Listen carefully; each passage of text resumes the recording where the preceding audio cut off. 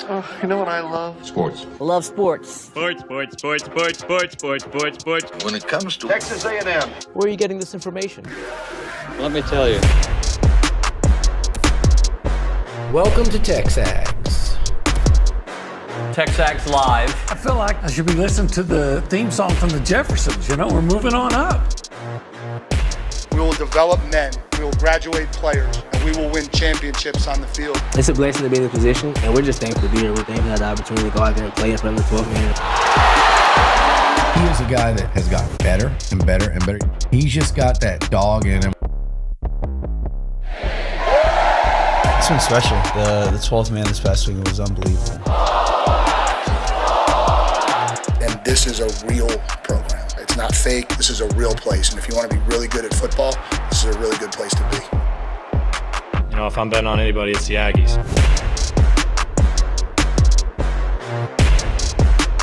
So they haven't done enough yet, but they're getting closer. But they still got a ways to go, my friend. They're making things interesting in Hoover, Alabama. They are such a perplexing team. Welcome in the TexAgs Live, presented by David Gardner's Jewelers, Rollo Insurance Studio, the Go Hour, presented by the Warehouse at CC Creations. Because they have and can beat just about anyone. Yeah. Well, I'm not yelling, by the way. That was very loud. And they also can lose to just about anyone, even the worst team in the SEC. No, it's schizophrenic. What I've seen in Hoover is what I thought I'd see all year. Really good starting pitching. Mm-hmm. And then either overpower them at the plate or get enough to complement that excellent starting pitching. Yeah. And what about Justin Lampkin? What does he have now? 1 run in 14 and a third? Yeah, and struck out 20 guys in how many? 14 innings? Miles Patton? You're up, General Patton. You're up. Yeah, look. And offensively, yesterday they didn't do anything offensively except for the third inning. You can kind of go back to the game before. It was the second inning where they scored the 6, right? So they've had big innings and big crooked number 3. We'll take that all day. But that was pretty much it. What was it, 4 hits for the game? Yeah. But again, you go back to the strong pitching. Yeah. And hey, give the bullpen credit too, because that's been an area of concern. And those guys, both days, pitch extremely well. And you're probably going to need that. You asked me how close they are to getting in the tournament. I'd say they're miles away. They're miles away. So you think if they win today, they might be in? Yeah, I think if you win today, you have a really compelling argument, and that the powers that be that are going to make the selections are like, golly, look, I know it's the toughest conference, and look who they've beaten. Yeah, I know they lost it, but look who they've beaten, and look who they're. Yeah, I don't think it's a slam dunk. How does the Jace Laviolette part of it and Caden Zarrell part of it play a role, you think, in what they decide? Well, I think that I heard that if it was it Kendall, somebody put out that tweeted that they apparently talked to somebody that Jace potentially could. That he would be able to play if they played next week. Yeah, now, maybe that's a smoke screen. Maybe you want to keep that, but I think that I would like to think that you just look at what a team has done. Right.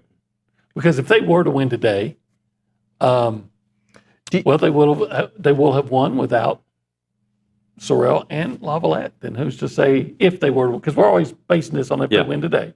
So if they win today, how can you, and I'm not saying they're going to be in, but how's that as a committee member, you say, well, we should leave them out because they don't have Laviolette. And I'd say, why? They just beat LSU without him. Do you remember a couple years ago, Florida State 13-0, Jordan Travis got hurt, and they basically announced to the world he was done for the year. And I thought it was wrong. Well, I think it was wrong that they didn't get in. But I also think had they played a little gamesmanship, how different would it have looked? Yeah, but here's the difference right at that time. You only have 4 teams, right? Mm-hmm. And Florida State was trying to get in over teams. And Florida State has a significant national profile. They were trying to get in over teams that had a significantly higher national profile. They weren't going to leave certain teams out to get Florida State in. Now, Florida State, as you brought in Jordan Travis, they didn't have him. And they went and beat Louisville, which was a ranked opponent. And they still didn't get in. And they still didn't get in. So you're going to tell me, oh, you can't win with Jordan Travis? Well, I just beat a ranked opponent with him. But without him. I do remember the conversation being, had they not let everybody know he was done, like, we're going to reevaluate in 10 days and see where he is, that maybe. And that's what gets back to the exactly right. Kendall, maybe it's a smokescreen. Well, but look, I wanted to be happy 2 straight days. You texted me last night, party my Cuban butt off. Ass off. Yeah, and I did. Good. There was definitely a celebration. Look, they played very well. How did you celebrate? I want to know what a Nuño celebration Actually, the celebration was kind of tame. Billy and I went to go have brunch, if you will, watch the game. And we watched it and like, all right. And then I went to go work out. But it was like a, yes, we did it. An extra rep. That was your celebration. I did an extra rep, yeah I did. Yeah. I ran for an extra 5 minutes as well. And then you kind of looked at yourself in the mirror, flexing a little bit longer? I do that every day anyway. I don't need to. I bet just a little bit longer. No, there's enough of that going on here. You break down into the crab. That's not a good naked. Anyway, if you want to be a part of the conversation this morning, you can call us up 979-693-1150. How do you feel? That's the Bumpy's Catering Hotline, by the way. How do you feel? What do you think they have to do? Like, we know what the national pundits have said. They got to get to the championship game or better. But maybe have they changed some minds because of what they did against Auburn? Maybe because of what they did against Mississippi State, and if they can do it against LSU. That number, 979-693-1150. We want to hear from you. You can call us. You can text that number. We're currently hanging out where? In the Holistic Planning Cool Zone. It's a cool place to be. It's cool. Let's go around the room and say hi to the people. We go behind the glass. We say hi to a baseball guy. His name is Cade Bickham. Hello, y'all. How are y'all doing this morning? Hello, Chaos Cade. Yeah. Well, no chaos this morning so far.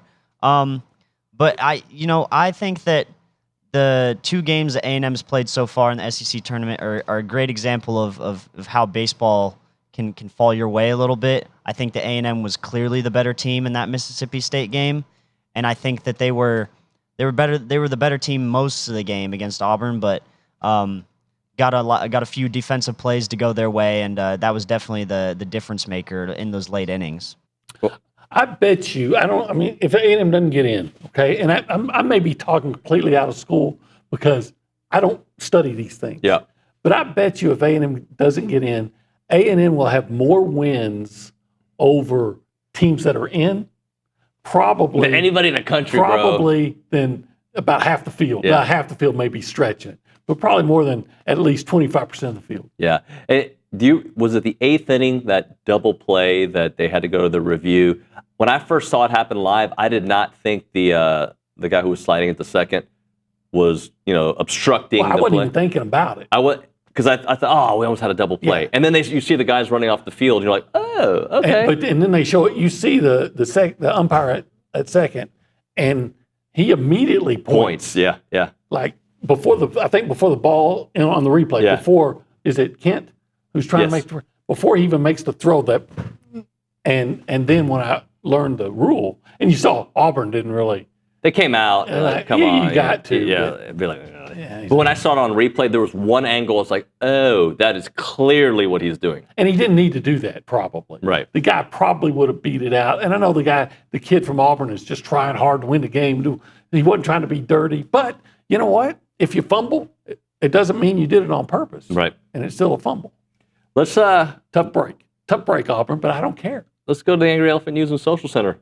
Second time this week, Matthew Genius Dawson. Elephant today. Hey, buddy. Good morning. I didn't expect to be here. It was about 7:30 in the morning when Nick was like, "Hey, you're gonna be in the corner today." So, a little bit of adversity going to the bullpen early today, but we're gonna be fine.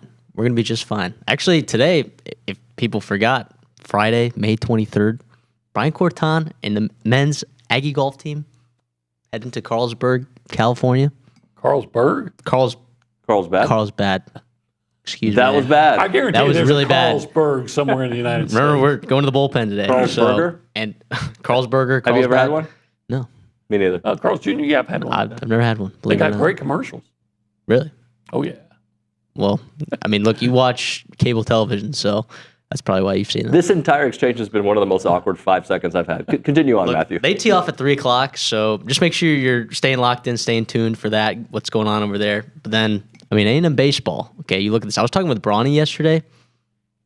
If you're including Braden Montgomery's injury, Sorrell, Laviolette, and Grohovac's injury, you're losing a combined 150-plus home runs and over 430 RBIs. All in the postseason. For career home runs, RBIs.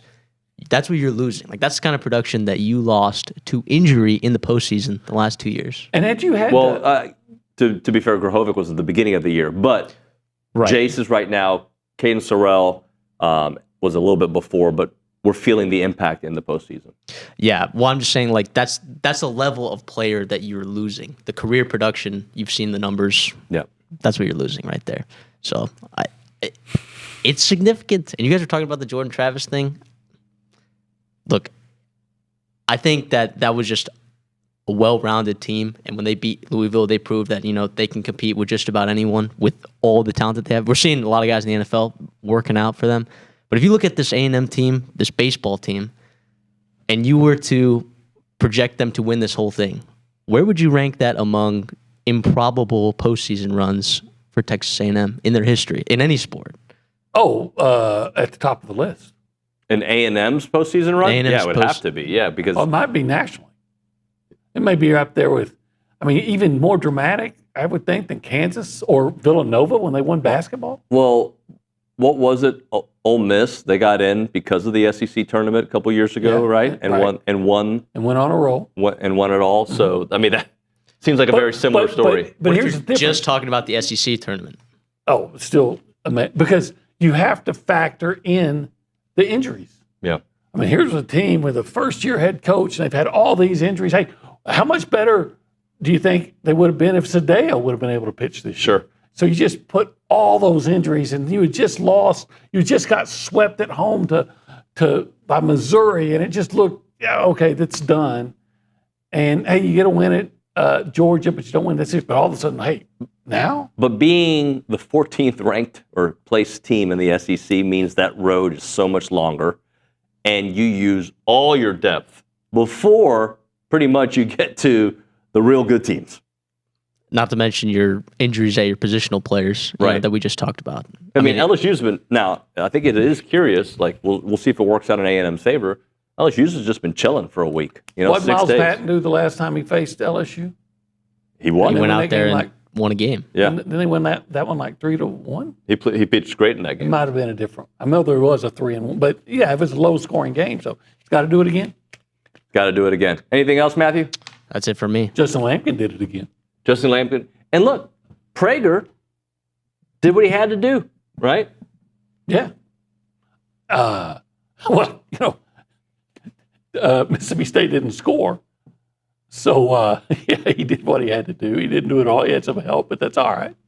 By the way, just to put some of this Jace stuff into perspective, all-time home run leader, 68 career home runs, right? This year his average not as high as we'd like it, 258, 18 homers, 59 RBI. Regardless if you consider it a down season, that is a lot of production out of the lineup and a guy that you have to think about no matter what. Regardless if he's struggling or not, he can change the game with the swing of the bat. He can. And he did it against Mississippi State. Yep. And it's gonna. You'd obviously you'd rather have him there. You want to have your best team, but it's the old thing that somebody else has to step up. Yeah. And I don't know who that's going to be. Who's your best player now? Kent? Caden Kent. Your most clutch player. So where's he going to be in the batting order today? I don't know. Yeah. I don't know. You drop it. He's doing so well. I think you drop him down to fourth. You might have to drop him. You put TK back up top. Yeah, maybe. There's probably a baseball guy in the lobby right now saying these guys have no clue. No. TK has let off. Yeah. And he has speed. Oh, are you going to run more? You're going to have to produce runs. Yeah, you're going to try to manufacture runs. You're going to have to somehow. They have been running more anyway. And the defense in that game. They don't win that game without some spectacular catches. TK being one of them, Sawyer Farr. There was a couple really big defensive plays. Oh yeah, there were. So, but that's how you got to win. That's how you win in situations where you got guys out or when you're struggling. You play good defense. You pitch well. You make good, and then when you get an opportunity, maybe those you don't get many, but when you get an opportunity, somebody comes through like Caden Kent did yesterday. We're almost 16 minutes into the segment, and we have not discussed this because they won, but they did strike out 14 times with only 4 hits. That's who they are. They strike out a lot. Yeah. As long as you They win. struck out more last year, which was surprising to us last week, but they struck out more last year. I wonder if you looked at their strikeouts in conference play as opposed to just in conference play last year as opposed to just in conference play this year. What the numbers would be? Yeah, it might be different. Buddy, we haven't let off the show in a while talking about your favorite place to eat meat. Yeah. Let's do it for a moment. Let's talk about 1775 txppq.com. Yeah, 1775. today, Yeah, it is. Yeah. Everybody knows that I'm a big proponent of eating meat. Yeah. And you're like the liver king in a way, a little bit. Yeah, I don't really like liver, but I like that brisket and I like that turkey and I love those pork ribs. The sausage, the jalapeno cheese sausage, I'll eat that every time. And then, of course, the queso mac and cheese. It's not meat. No. But, it's a nice side dish. It is a dessert / it could be a meal. Oh, yeah, I could make a meal out of it without a doubt. Yeah. I bet you they might even, if you ask them, they go crazy and would probably chop up some of that brisket real fine. Dip it in there and just put dump it in. Oh, bro. And then you'd have like a brisket. Queso mac and cheese. Yeah. They should do that. They should do that just for us.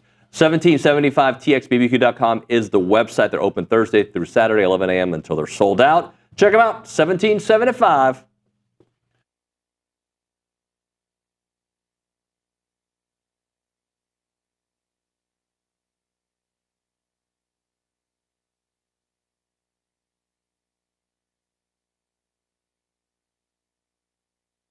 What's up, TexAgs? This commercial break is brought to you by my good friends over at Aggieland Chevrolet, the official automotive sponsor of TexAgs.com and me, Billy Liucci.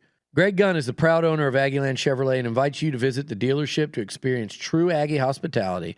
From their friendly staff to the experienced service team, Aggieland Chevrolet is TexAgs approved. Check out the dealership off of Highway 6 in Bryan or go to AggielandChevrolet.com and tell them Billy Liucci sent you by.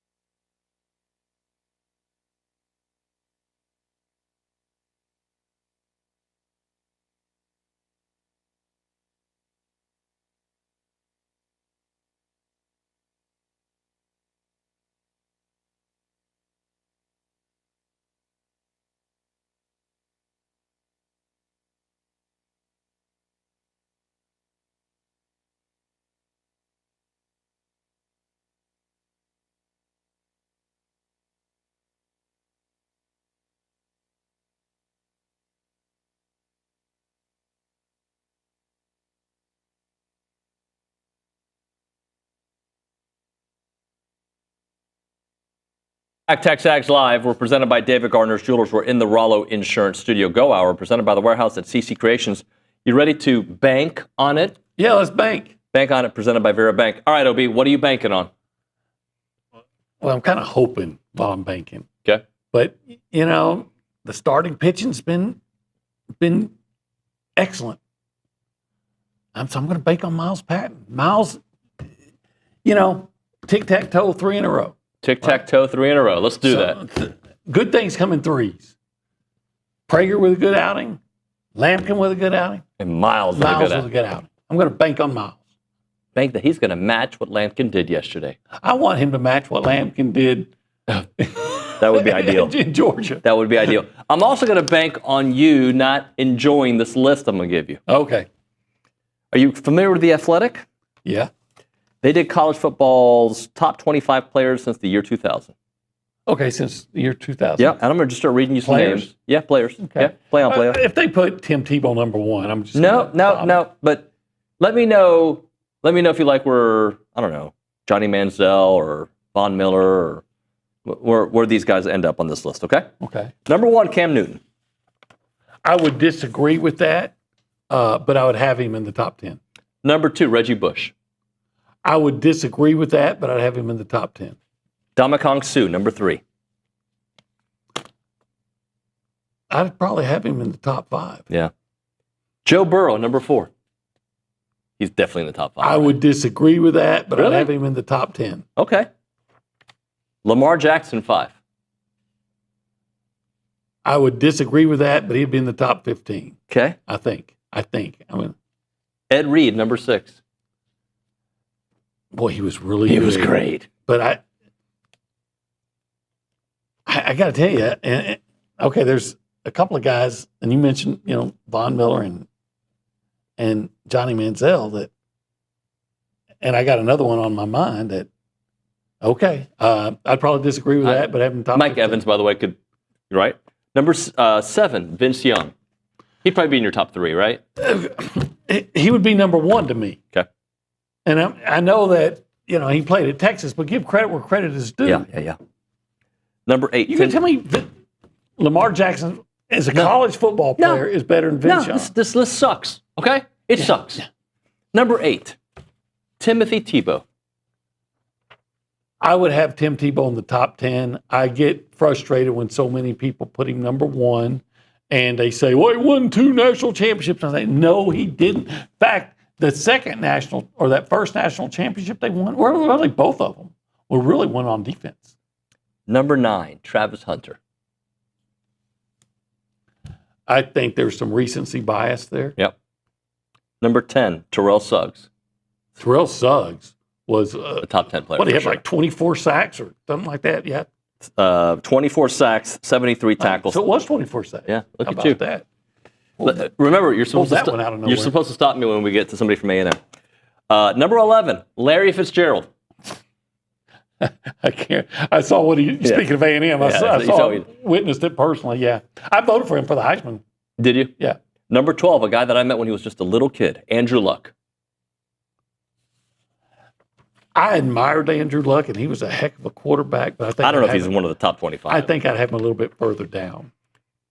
Devonta Smith from Alabama, number 13. Wait. They got Andrew Luck. You said where? Andrew Luck is number 12. And they don't have Johnny Manziel? No, I'm sure we'll get to him soon enough. Oh, my gosh. Devonta Smith, number 13. He was great. I think he was really good. At least they made the right call in putting Larry Fitzgerald ahead of him. Okay. I don't know. We know I'm not very politically correct. It seems like there were some words you're not supposed to be able to ever say again, but some are taking a comeback, and I think retarded is making a comeback, and I think this list is helping that word make a comeback. Wait. Let's see if you. I think you might not like this one either. I wonder who put their name. Did somebody put their name on this? Will you look up the name? Because I just have the list. Number 14, Baker Mayfield. Let me keep going. You're really going to like it now. You're really, really going to like the quarterbacks that they have now. Okay. Number 15, Marcus Mariota.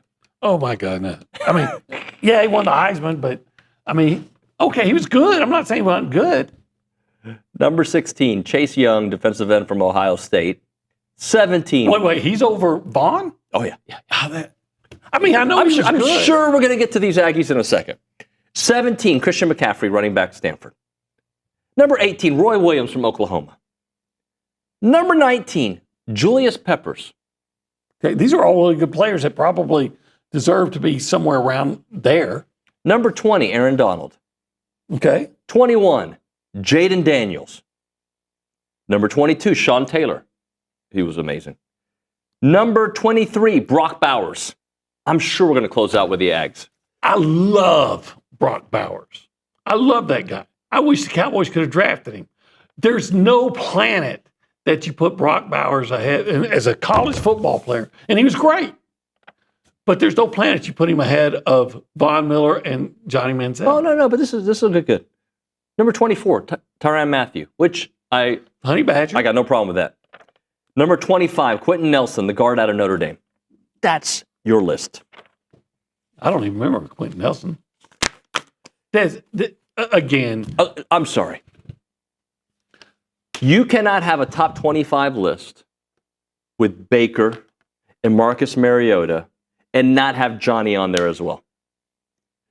I would put Johnny ahead of them, but taking away my Aggie goggles. No, it doesn't have to be. Exactly. It doesn't matter. He was polarizing, yes. Great, yes. Like, give him credit.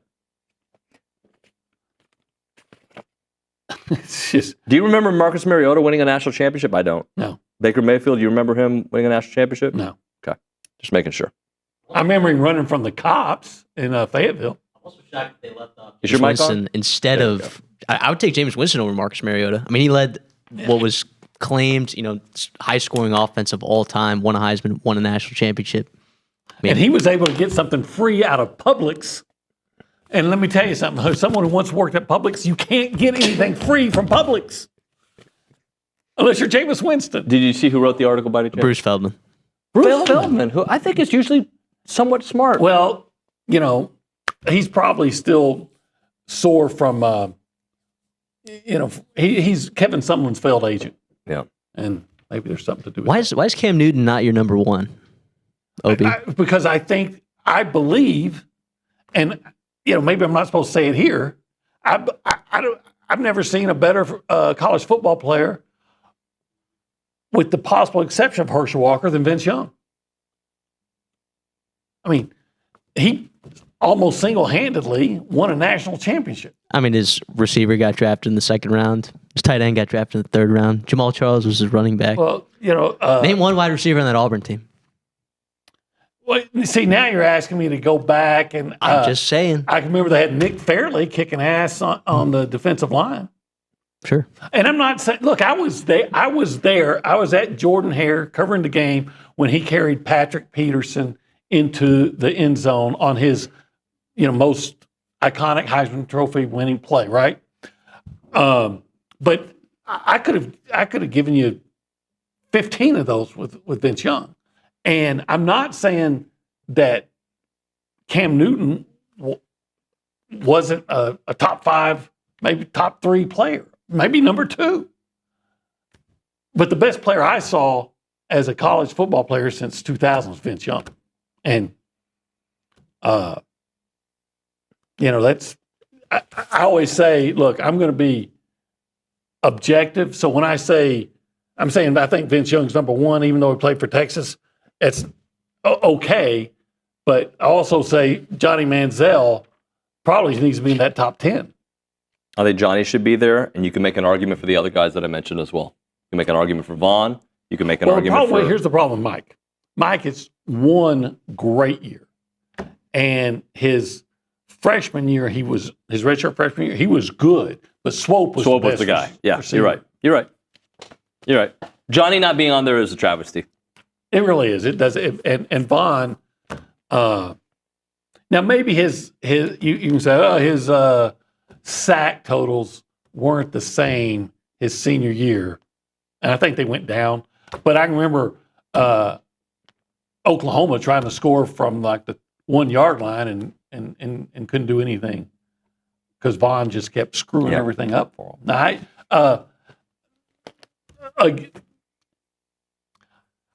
I believe.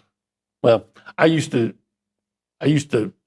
halfway joke that Bruce Feldman was Kevin Sumlin's agent. And maybe there's something that's just, sorry, Bruce. Not a good list, Bruce. It's almost like he went out of his way to keep Johnny off the list for the chatter. And I get it if you don't like the guy. I'm not a big fan of him off the field. I mean, there were times when I had interviews arranged with him. Yeah, I'm going to talk to you this day. Yeah, and then he'd ghost me like he does everybody. Right. I was appalled that he put himself in a position that, with the selling of the autograph, which we all knew he did, even though they were saying he didn't, because he could have gotten kicked off. He could have gotten eliminated or disqualified to play college football that year. Yep. And you had a team that we thought going into the year might have been a national championship contender, and had the defense not been one of the worst, it was the worst. If it was not historically inept, they could have. If it was bad, they would have. They could have won it. And you're going to risk that because you wanted new. Again, let me say this slowly, and everybody's going to know what I'm saying. You would jeopardize your team because you wanted to buy new rims for your Mercedes. So there's a lot of things I can see where people don't like it. But when you watch him go out there and play football, you can't tell me that's not one of the best 10 players in the last 25 years. You can't. Let's hit a break here. Unless you're Bruce Feldman. We're going to read some texts about baseball. Somebody's like, we want to hear some baseball. We'll do that. And I also got a football question for OB. Right now, let's talk water. Not just any water. We're talking about the water in Robertson and Brazos County. Water isn't something that just comes out of your taps. It's the lifeblood of everything we love about home. And right now, there are out-of-state interests trying to eye our water, threaten our community's future. I want you to consider joining a good group. They're called Keep Water Local, a group of neighbors fighting to protect what matters most. If you care about this community, it's not just about the water in the taps, guys. It's about preserving the farms, the business, and the Aggie spirit that makes this place so special. Losing control of your water means losing control of your future. Want to make a difference? Head to keepwaterlocal.org to get involved. Let's keep our water right here where it belongs, local.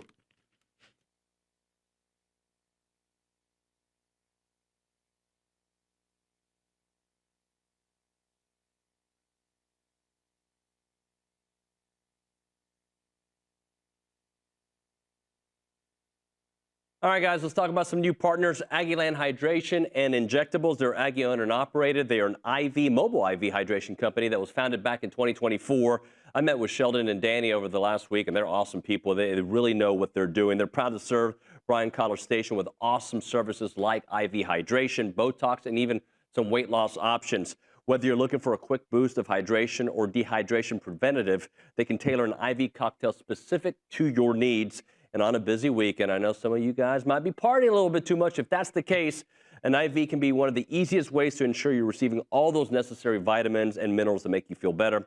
Their overall mission is to bring a more personalized and accessible wellness option to the broader range of clientele here in the Bryan College Station and Brazos Valley area. To book an appointment or inquire about it, just call them up or text them, 979-217-1561. Again, it's Aggieland Hydration and Injectables. Check them out. It's our friends at Aggieland Hydration and Injectables.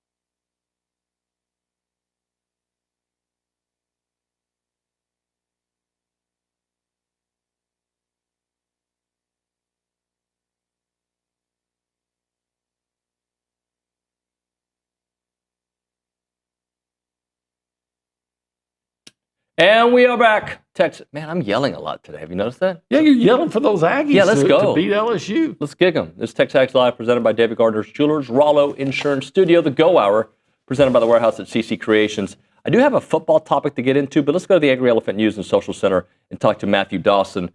Matthew, you got some texts about baseball that came in. Yeah, we do. I mean, we can't stop talking about baseball injuries, but Tom in College Station once again brings up, don't forget the loss of Josh Stewart and Sadeo. Shane I'm wondering, how many wins would that equal, you think, if you had just those two arms to rely on in the bullpen? I think, at the very minimum, 2 extra wins. Oh, I think it's a lot more than that. I hope. Yeah. They're in. How about that? Okay. They're in. Okay. Because I think they're in. If they win one game, I mean, they should have won the whole series, but the Missouri series, you win one of those games, I think probably had to get 2. All right, well, then this is a question probably, for the next hour, those group of guys. But BTTS in the YouTube chat says, we've already had to step up, quote unquote, for Grahovac and Sorrell. Who is stepping up for Jace? He says that with an LOL as well. Well, I mean, to me, it's what we talked about earlier. Kincaid and Kent carry the load. He was one of their best postseason players last year, right? Yeah. Can he continue that? Yeah, he's a pretty clutch guy. Yeah. But it's different when you got to be put in a clutch situation, right? Our guy's going to get on base in front of him, and then are you going to have somebody? You take a big bat out, even if he's struggling sometimes, that, like you mentioned earlier, there's still that threat. And if a pitcher feels like, okay, in a clutch situation, maybe if you don't have somebody that you fear behind Kent, maybe just walk him. Maybe just, yeah. Nah. Whereas if he's in front of Lavalette, you don't walk him because. Yep. So I want to do a comparison of wide receivers from 2024 to 2025. Okay. Uh-huh. And is it a net positive? And I know you think talent-wise is a net positive, but I want to go through some numbers, and then we come up with a conclusion. Sound good? And Dawson, you help us out with here. Explosive plays, and I think the way we designated this is 20 or more yards in a play, okay? Noah Thomas had 58 yards against Arkansas, 21 against Arkansas in that same game. Missouri, 29-21, Mississippi State, 20, LSU, 54, and Auburn, 73. He had a lot, okay. All right? It felt like I think he had a really nice season last year, but there was moments I felt he disappeared. But if you look at his numbers overall, he was really good. He had a good season. Jabri Barber, 58 yards and 36 yards. The new additions. Okay, Mario Craver, 54 yards against Eastern Kentucky. Toledo, 45 yards. Florida, 37 yards. Texas, 46 yards. Georgia, 72 yards. Still, the biggest play has been through by Noah Thomas, 73 yards against Auburn. KC, not a lot of real large numbers like that, but several in the 30s to 40s. 35 yards, 28 yards, 42 yards, 32 yards, 21 yards. Well, the fact of the matter is sometimes you have to go back and look and see who was throwing to you. That is absolutely part of it. And if you look at who was throwing to KC Concepcion in 2022. Oh, he had really big numbers. 23, right? I'm sorry, 2023. Yeah, 23. It was I can't even remember who it was, but I know it was a quarterback at NC State that was his numbers are significantly better. Did he is that the guy that went to Kentucky? It was Brennan Armstrong was there in 2023, but it was the better version of Brennan Armstrong. For some reason, 2024, he just both guys' numbers go down. I think he had a problem with his shoulder. Right. He wasn't even that's throwing the ball at all until they switched to CJ Bailey. That offense was completely stagnant. Right. So I appreciate what Jabri Barber brought to A&M. Yep. He played hard, and I wish he was still around. But he was a senior? Yeah. Mario Craver's a different level. Freshman. I just think he's a better player. Well, let me give you some other numbers just to consider. If you combine Jabri and Noah, they combined for 77 receptions, 955 yards, and 10 touchdowns. Hold that at the back of your mind. Okay? Got those numbers? Mm-hmm. Now you're going to combine KC and Mario Craver. Okay. 70 for 828 and 9 touchdowns. Yeah, and again. But I'm going to tell you, it's not about the stats here. is about what this team needs is guys that can get open. Mm-hmm. Because then I think those numbers are far beyond. When we look at the end of the 25 season with Marcel Reed at the quarterback, I think you combine those two guys, it's going to be more than you got from Noah and Jabri. And look, and I even add Terry Bussey to this list. We both have said multiple times, we wish Noah Thomas had stayed. Yeah. Noah Thomas is a good receiver. We're not trying to minimize him. But I think that adding Casey Concepcion and Mario Craver, and then I can always forget because he's not here yet, the freshman from Utah that's a big target. Jerome Miles, I think he's going to be fantastic. And then the development of Terry Bussey, I think they're going to be a better receiver than they were last year. I do. And definitely more explosive, I believe. We'll find out. And the reason I wanted to do this exercise is I don't think stats always tell the story, because if you just look at, and it can't tell the story for 25 because one year to the next, there's so many different factors. But if you just look at the stats of the top two guys, expected top two guys this year versus the top two guys from last year, I still think you have way more upside and way more yards coming from those two than you got from Noah and Jabri. Based on the explosive ability, based on the speed, I think they're going to be open more. Yeah, I agree. I think the speed, and I think Craver's going to be a tough guy to cover coming out of a cut. You know, I'm sure I'm expecting. Maybe I'm wrong. Maybe they're going to do something different, but I'm expecting he'll be in the slot a lot and make that cut. And I think he's going to be hard to cover him. Mario Craver, 21.6 yards per reception in 24. Maybe they weren't always using him in the slot there. But, yeah, I mean, again, he's a big play threat, and A&M needs big play threats. Yeah, much more dynamic and explosive playmakers, in my opinion, based on that. And then you throw in, hopefully, the development of Terry Bussey and when Jerome Miles is healthy. And then some of the other guys we haven't even brought up, right? There's a lot of young players they love Ashton Bethel-Roman. Yeah. They love Isaiah Williams. Yep, absolutely. So what happens when you have a quarterback that's healthy for a whole year? I don't know. Guys? I don't think I've seen it. Well, neither would Casey Concepcion, and neither would Mario Craver. Casey Concepcion, 2023, Brennan Armstrong and MJ Morris, 2024, Brennan Armstrong and CJ Bailey. You know, and then Mario Craver from Mississippi State. You had Chapin and Van Buren. You know, I guess Noah Thomas was in the same situation, playing with multiple quarterbacks. Matthew, when did you become an Aggie? What year? 2020. So you were here for the Kellen Mond year? I was here for the Kellen Mond year. So you have, in your college lifetime, seen a quarterback play an entire season? I have seen Caleb Chapman's legacy game in person. Oh, look at that. Yeah. It's one of my favorite games. And I'm trying to think, how far back do we have to go? Dan Mullen was pissed you were there. He was pissed that I was there. He was pissed that a lot of us were there. You're one of the 100,000 that were there. But how far back do we have to go thinking, look at this wide receiver core? Because I do think this is an upgraded wide receiver room. I think the last time, when Chapman was healthy, you'd look at that receiver and say, okay, that's not bad. Chapman and the kid that went to Georgia Tech, Chase Lane. It seems like for some reason I'm blanking, but there was somebody else. Preston was there too. Preston, yeah. You know, but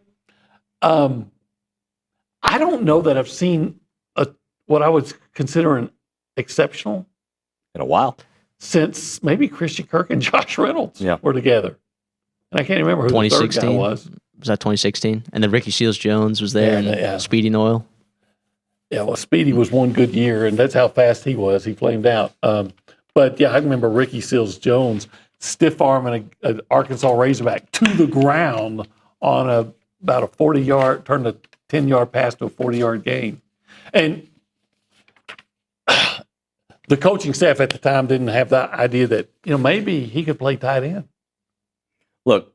Which he did in the NFL for several years. There's several players that I believe. The Sternberger year, he was, of course, his tight end, but still good. Part of the reason A&M is such a question mark is because there's so many questions of will guys reach their potential. True. And I don't know when Jerome Miles reaches his potential. I don't know when Terry Bussey reaches his potential. But those guys are all coveted 5- and 4-star guys that have been added to this roster throughout the years. And those guys, when they pan out, and remember, we've sometimes, we got to hit a break here. We sometimes forget that Terry Bussey, how many different, we were talking about this the other day, Matthew, learning positions and changing early, late, like he didn't know what he was going to be when he first got to camp in fall camp. Yeah. I think they're going to be faster at receiver than they've been in a long, long time. Yeah. We'll hit a break. We'll come back with some more. Right now, if your wheels have been damaged by the potholes here in town, you're not the only ones, by the way. A lot of people have had some issues with the curbs, the medians. Go see the experts at Brazos Valley Wheel Repair. They don't just replace your damaged rims. They're going to repair them for you. They want to make sure that you get the right ones, and they have experts there with over 2 decades of experience that are making sure that your wheel is returned to that perfectly safe working condition, and they road force balance all the wheels to make sure you get the smoothest, most safest ride possible. They have experience in repairing everything from the minor curb rash to polishing to much more complex jobs like bent or cracked rims. They want to give you a free evaluation and save you hundreds of dollars. So remember, you don't have to replace, you can repair with them. If you need tires to match your new custom rims, they can take care of you there as well. That's how they do it. And by the way, bring in your new tire quote from any other place that sells tires, and if they can't beat it, they'll hand you $20. That's what they do. Think about that. They will give you $20 if you can find a place that has cheaper wheels. Brazos Valley Wheel Repair offers interest-free financing. Check them out. It is the Brazos Valley Wheel Repair at bvwheelrepair.com or in person, 508 Burnett Street in Bryan. It is Brazos Valley Wheel Repair.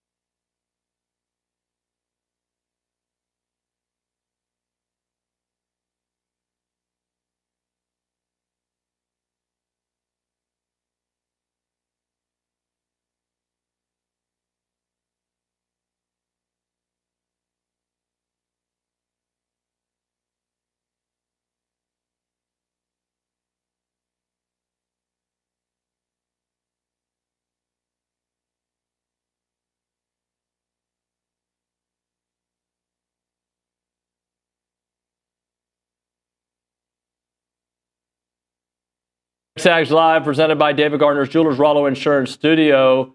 It is the Go Hour, presented by the Warehouse of CC Creations. We've given Callie no time to do Around Aggieland. Callie, take it away. How's it going? What up, yo?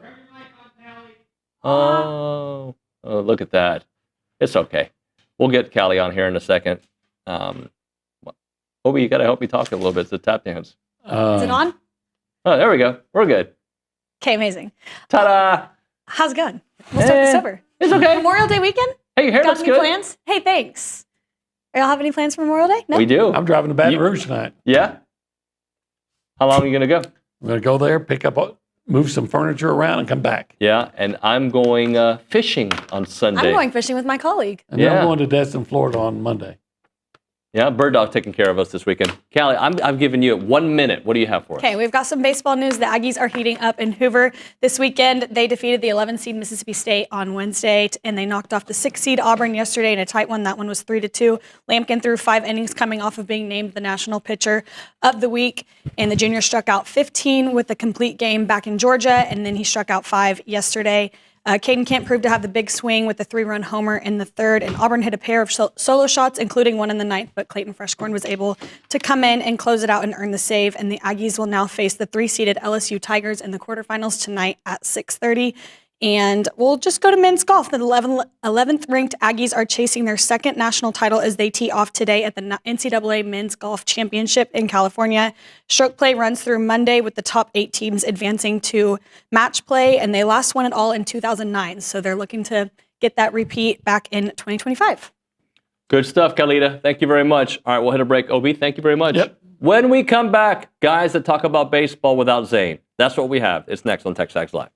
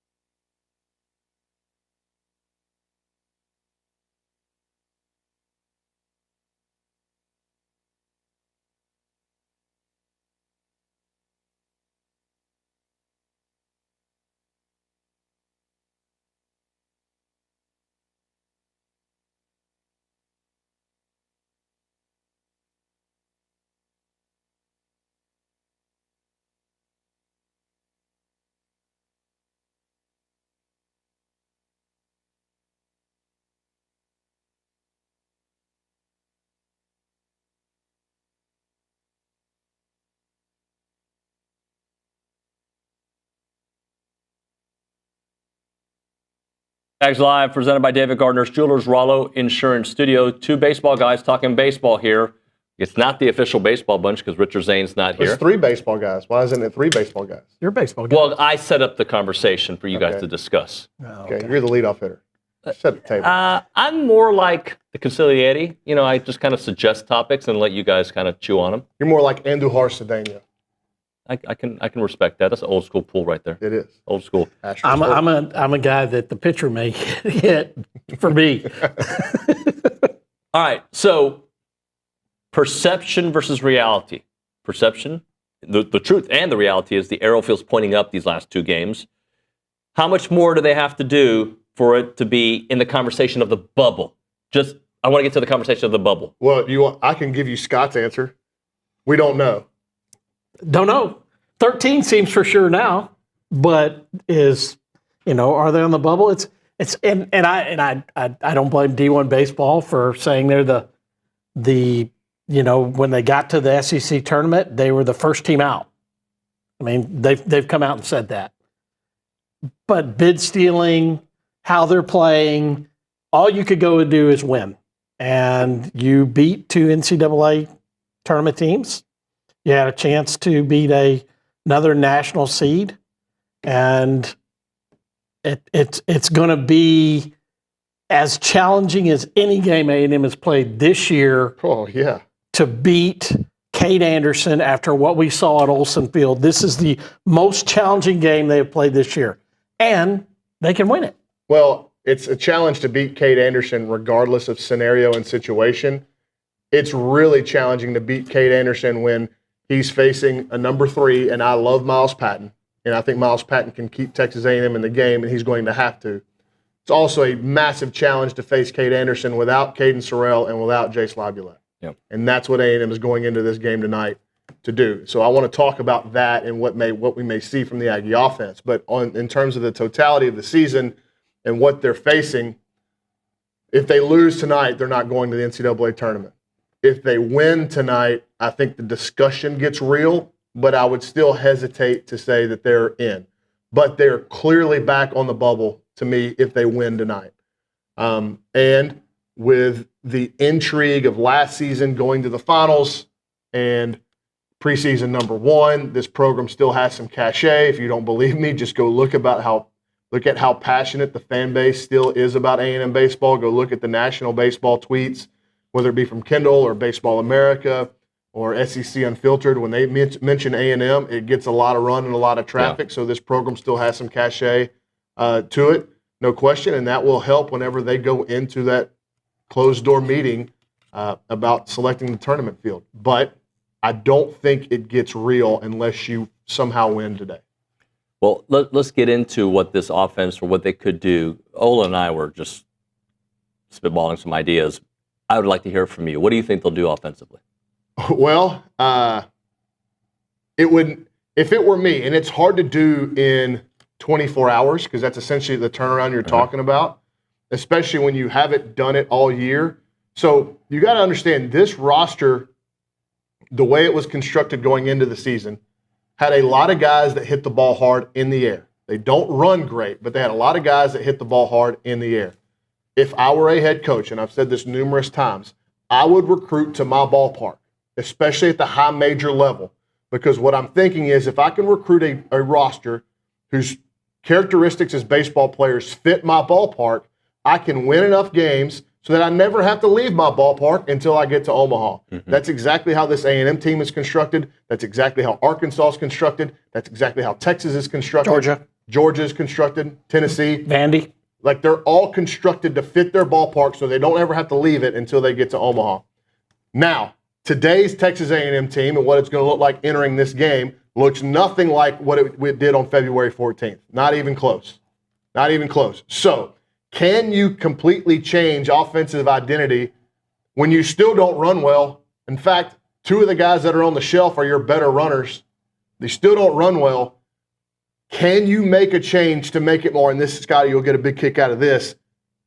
I would approach this like Matt Deggs at Louisiana Lafayette, where we are going to have to make the opposition as uncomfortable as possible And to do that, we got to reach first base. Got to steal first base. We got to find a way to get to first base so we can get this thing going. So if it were me, if a team is shifting any of these A&M hitters from now on, Hayden Schott, Gavin Cash included, they're bunting against the shift.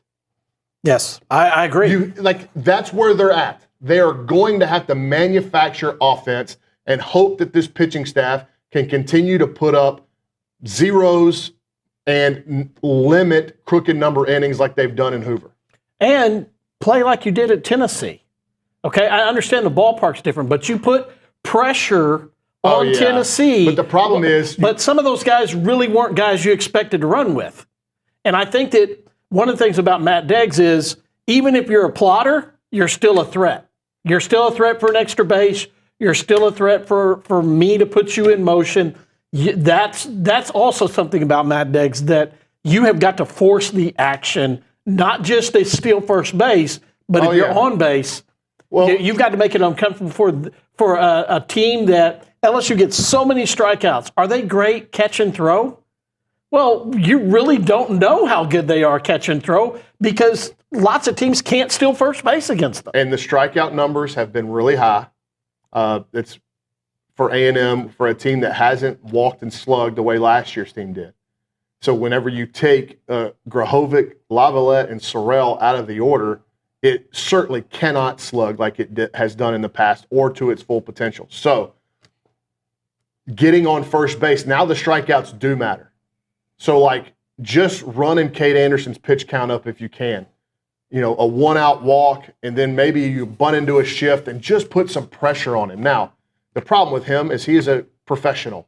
He is a multimillionaire in college baseball. And I'm not talking about what he's getting paid NIL-wise. This guy's going to pitch in the major leagues for a long time. And so, he can get himself out of trouble. We saw it at Bluebell Park with a much more automated and close to his fully loaded A&M lineup as he could have faced. And he mowed through them with people on base. Didn't matter. Guys get on first base. He hit a couple guys, some deep count walks. Didn't matter. He's right back in the zone. Punch out. He's out of the inning. So A&M offensive success to me today doesn't come in the form of getting a lot of hits. It comes in the form of how often can they get to first base. So who leads off? TK. I think TK does. I think you go... Because I think that Caden Kent now becomes a power source that you don't want to have to depend on the bottom of the lineup turning it over, in the third inning. You've got to do something at the beginning of the game, and I think that's TK there and Caden Kent behind him, and at 2, you think 2 or 3? Yeah, no, I go 2. Right, I'm just saying. I go TK, Kent, Hensler, Cash, Harrison. That keeps you left, right.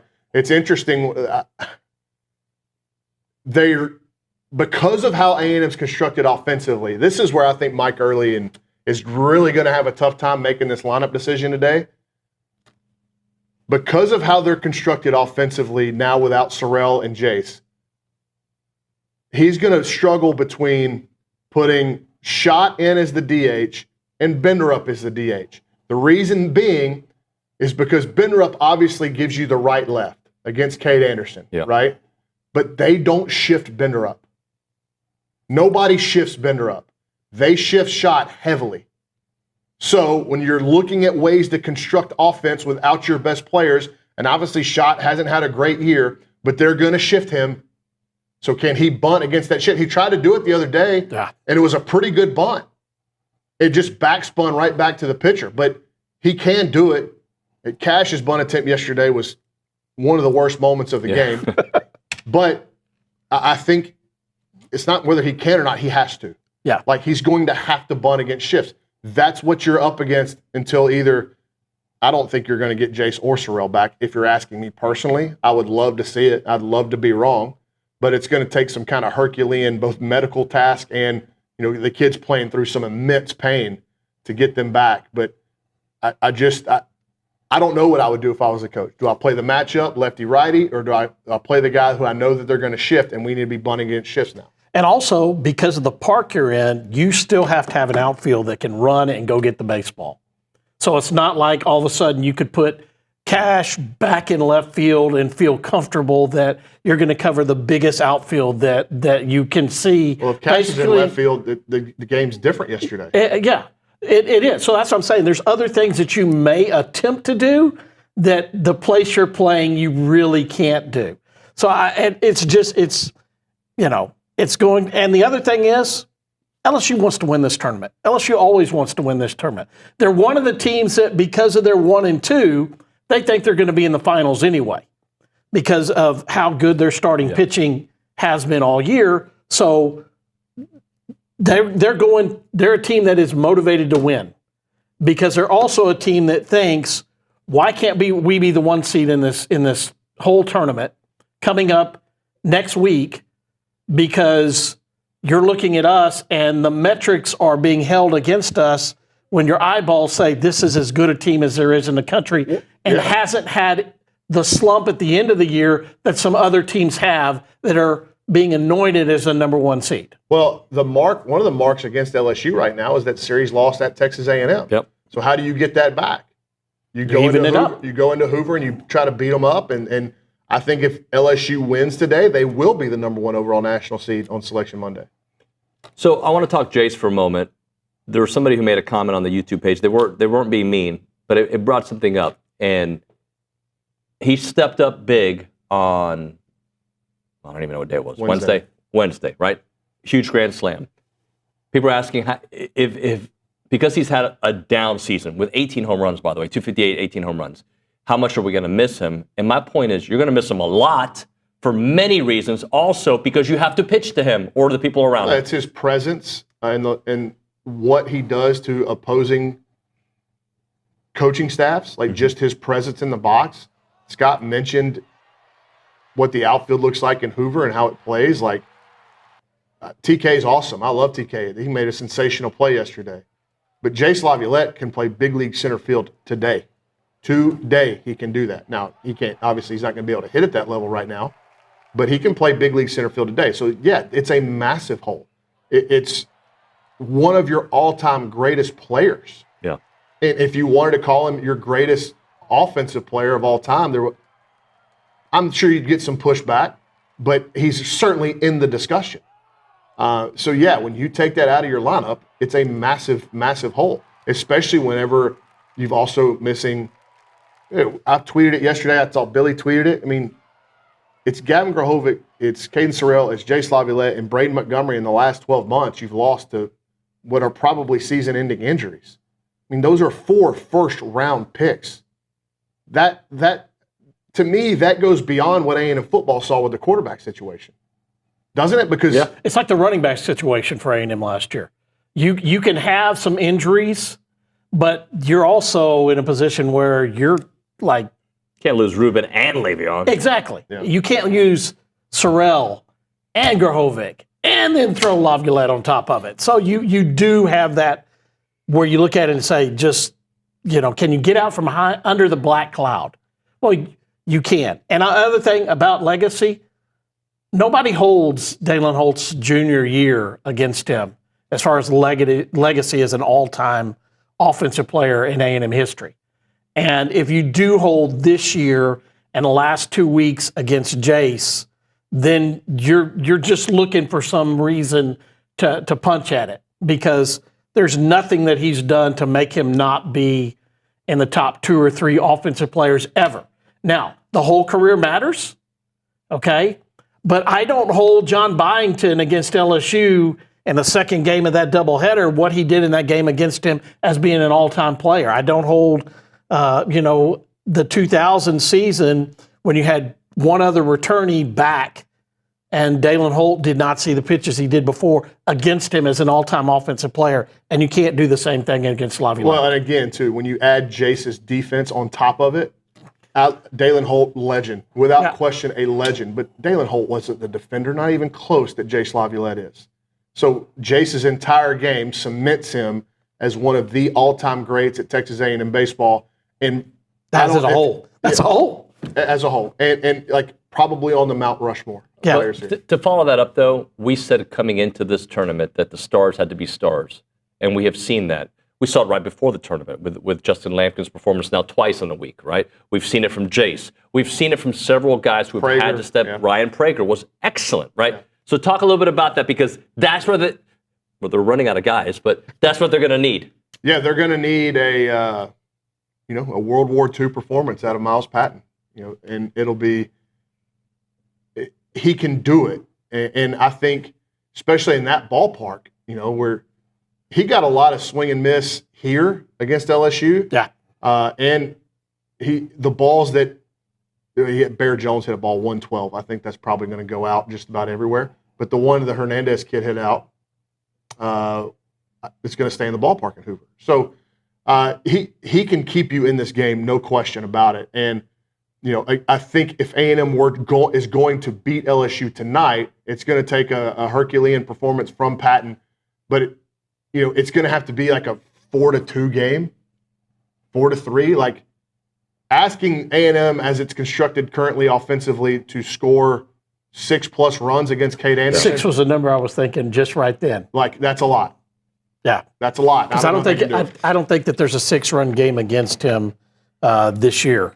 So there might be one. So I just think that, you look at it and you're like, he had a 5-run against Mississippi State and a 6 against Auburn and a 5 against Alabama. So there is some of that in there. None of those ballparks are where this game is going to be played. So this weekend, they take care of business today, they're on the bubble. They don't take care of business today, then we're talking about next season. And we've talked about Caden Kent having to be the offensive, the carrier of that. Who has to be the next one? Like, who is another guy they can count on? Does Gavin Cash live up to what we thought he would be? Does he have to step up? I mean, it's hard to say that Cash is going to be anything. The sample size is too big this year.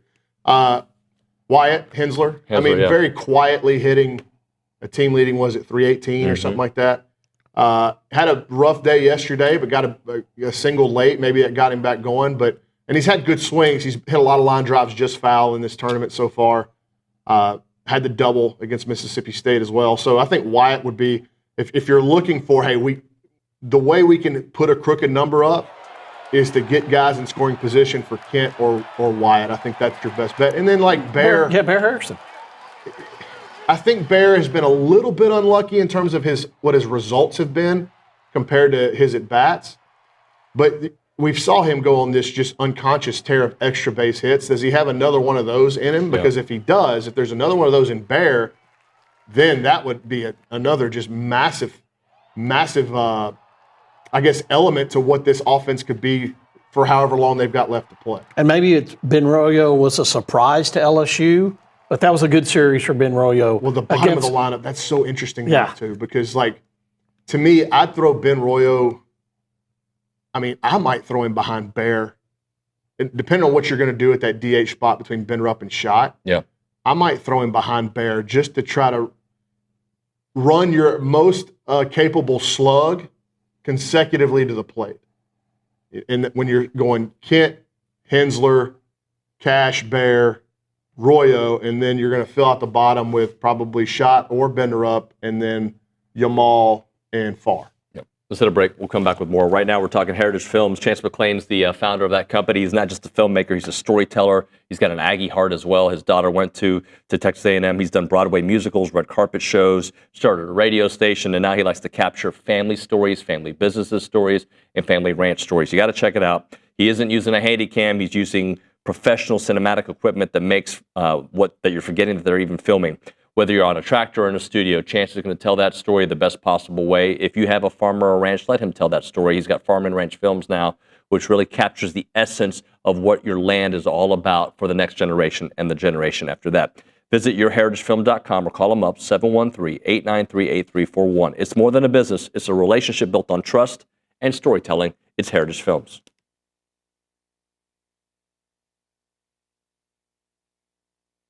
Hey everyone, David Nuño and Olin Buchanan and OB. Typically we start off the show in this section and we call it the Holistic Planning Cool The cool zone, yeah. It's pretty cool. What do we know about holistic planning? Well, a lot of cool stuff. For instance, holistic planning can help you with your investments. I love that. They can help you with your taxes. So I don't like paying taxes. You can get that money from your investments and they keep it. They'll help you keep it away from the government. Yep. Not all of it, but more of it. And then they'll even help you with your estate planning. When you're old like me, you got to make sure some of that money you made is there for when you want to retire and just enjoy the rest of your life. You want your estate to be planned. But they also do something else. Yeah, well, if you are, like, say, a sports fan, and you've always wanted to... Everybody watching us, right? Yeah. And you want to always dream of being an owner, well, in a certain way you can, because they will broker the deal for you to invest in pro sports. Yeah, what you need to do is check out investinprosports.com. That's where you can get all the information if you want to invest in a team. I don't know what team. He'd probably try to buy the Cowboys. I'd try to buy a lot of the Houston teams. Whatever it may be, investinprosports.com. It is holistic planning, and we love hanging out at the Holistic Planning Cool Zone.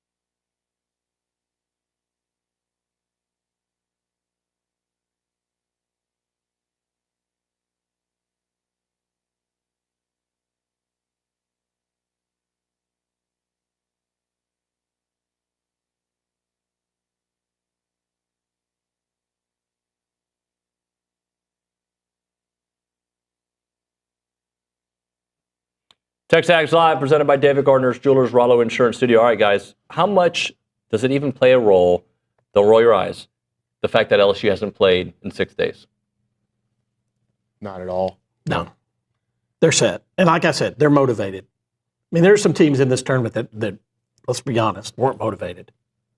LSU's motivated. It felt like once Jace hit the Grand Slam against Mississippi State that they were fine packing their stuff up, going back to Starkville and kind of waiting to see where they would go in this regional. Auburn fought yesterday, but that's typical of Butch Thompson teams.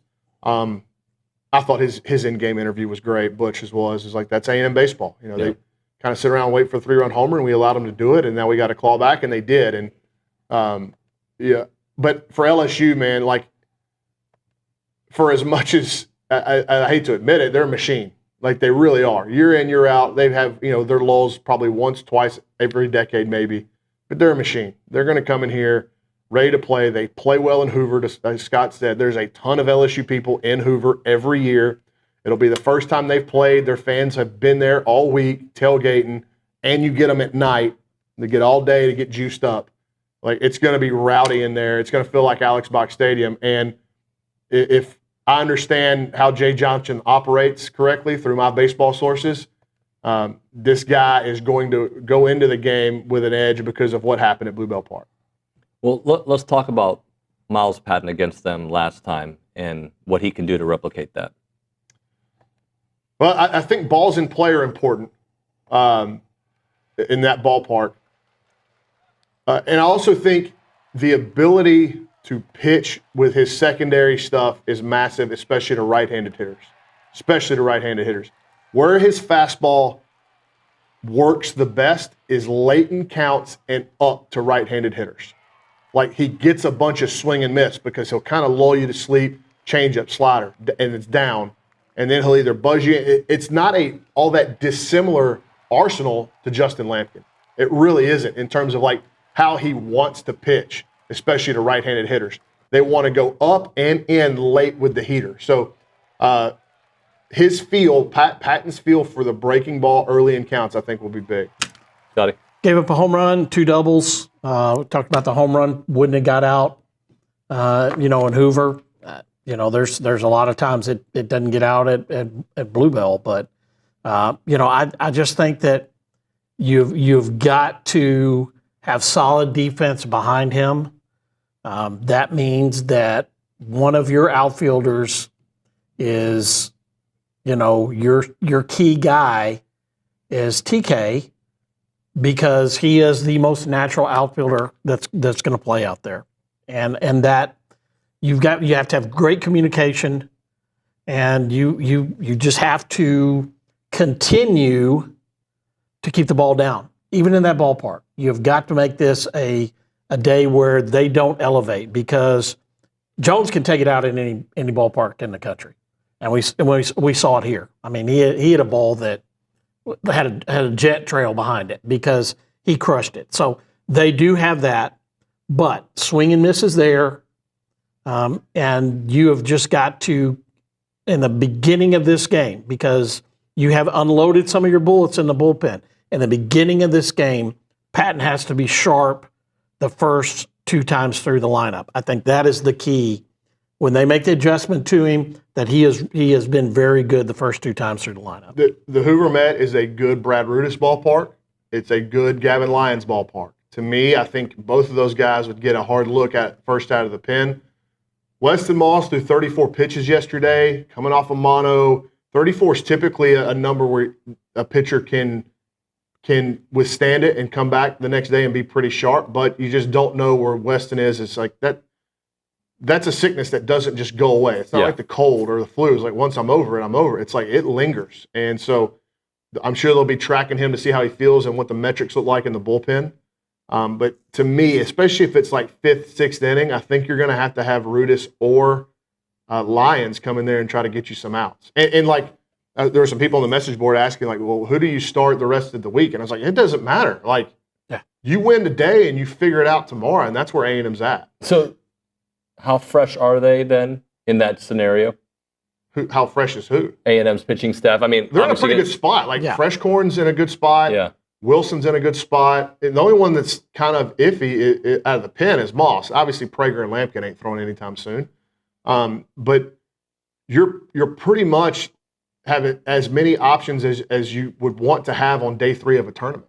And I think that Moss, if they got to tomorrow and he didn't go today, then you're going to expect him to be able to give you a little bit more, at least what he gave you 34. You may start him. You may start him, but the problem is you're going to empty that tank for the rest of the tournament if you start him. Yeah. So I just think they do have some answers there, and Prager and Lampkin have been great.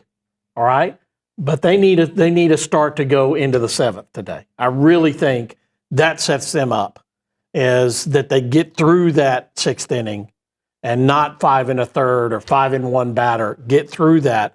And that's pitching as good or better as your first 2 starts have been, which have been fantastic, against a team that is motivated and has some, has the ability to run a ball out of the ballpark. This is huge. And it's huge for, what Patton does in his future. I mean, this is one where he's going to have the eyes on him in a great way. And I have seen him step up time and time again in this situation, and I'm glad that he's the guy they're handing the ball to today. Let's go to break, because I want to come back and talk about the pitching staff as a whole. I made a post about it last night. Yeah, I have some of these numbers. It's worthy to talk about. Yep, let's do that. We'll hit a break here. We'll come back with more right now. Caldwell Country Chevrolet, Highway 21 in Caldwell, online at Caldwell Country Chevrolet. There's a car buying experience, and then there's buying it at Caldwell Country Chevrolet. They have a strong, committed sales staff that brings decades of experience to the table with one goal: complete customer satisfaction. You can ask any of the folks who've gone out there, and they have gotten the exact pricing that they expected and the great customer service. The entire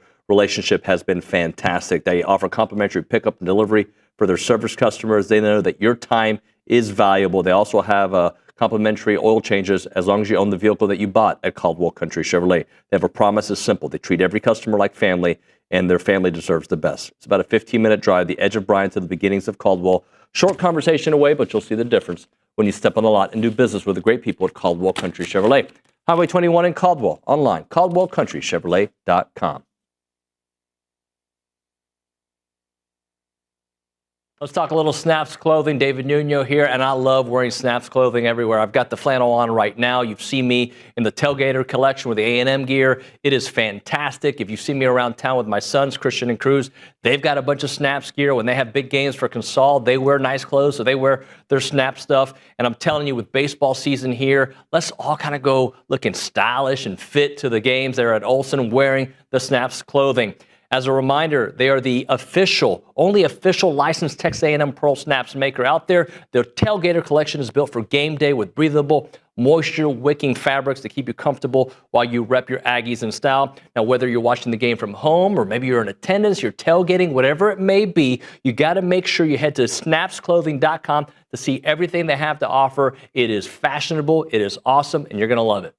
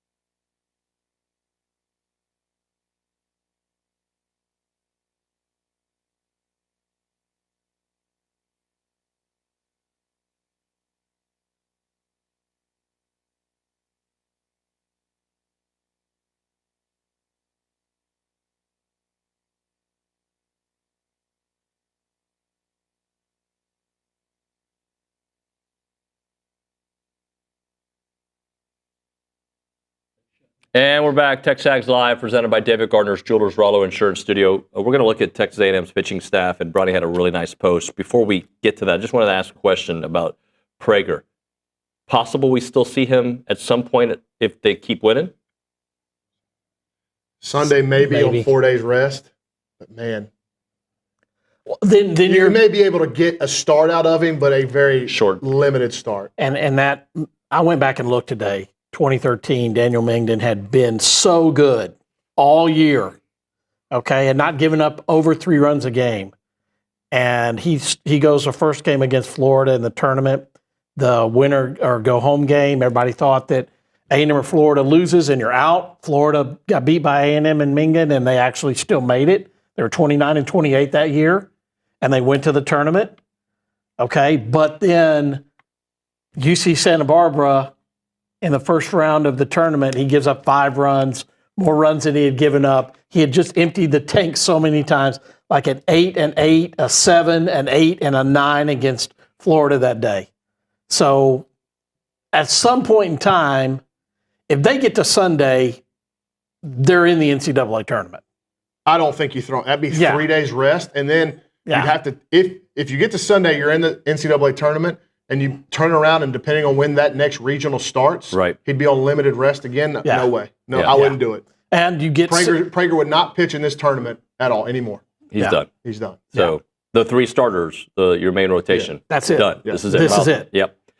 So you have some pretty impressive rankings that you posted, Bronny, and we can kind of go through them. Well, the numbers. So it's been funny to me, kind of, and I think the national media and a lot of the members of the fan base have kind of overlooked this. And what brought this upon my thoughts last night is I'm watching Tennessee and Texas, and then I'm watching that nightcap with Vanderbilt and Oklahoma, and I'm going, man, like these SEC teams, it's just like a freight train of power arm after power arm. And you start thinking about A&M's staff and its overall arm talent and the ability to throw the baseball hard. And what I will say is that there's not always a direct correlation between being able to throw the ball hard and get people out.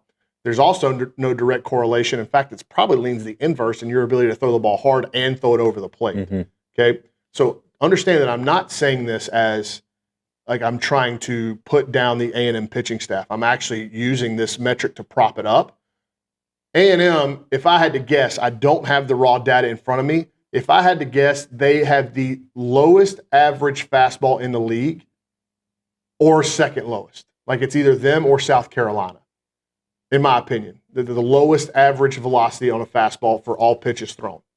With that comes when you don't throw the ball as hard, there's less wiggle room, right? Chase Shores from LSU throws 100. If he doesn't throw it where he wants to, who cares? It's 100. It's still really hard to hit. Liam Doyle, the Wiggins kid at Arkansas, Zach Root at Arkansas. Like some of these guys, they throw the ball hard enough that it mitigates their risk of throwing it over the plate, right? Whereas A&M, when you don't throw it as hard, obviously the contact percentages and the contact rates tend to go up.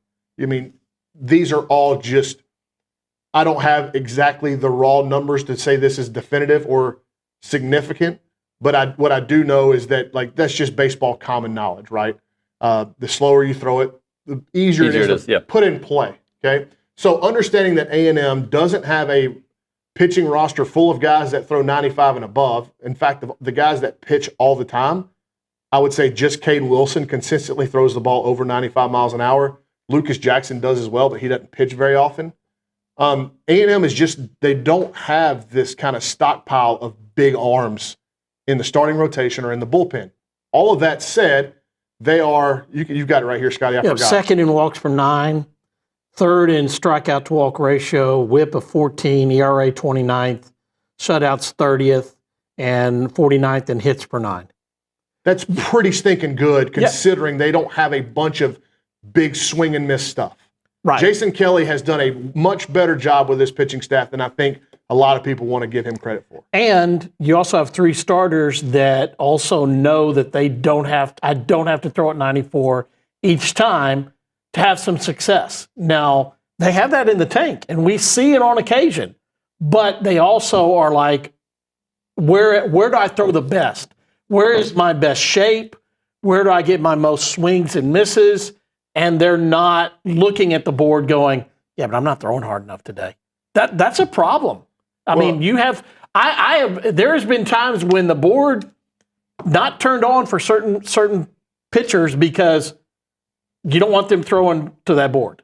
Well, I think obviously it's the walks per 9 being second in the country, the whip being 14th in the country.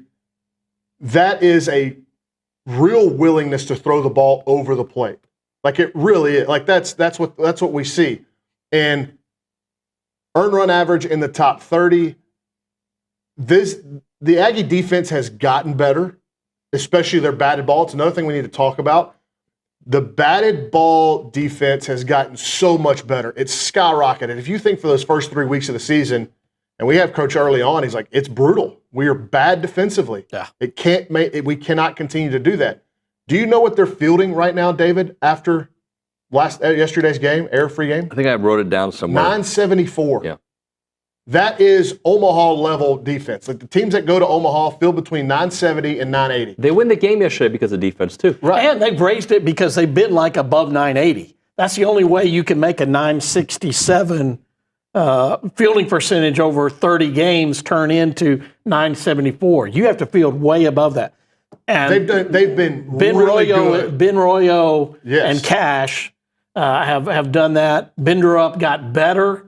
Is he a great first baseman? No, but he was in a position where he made the plays he needed to make. This team has gotten much better in letting the pitchers know that a batted ball is not just a hit or an error when you hit it at a guy. Yeah, and so that's how this A&M team is going to have to win.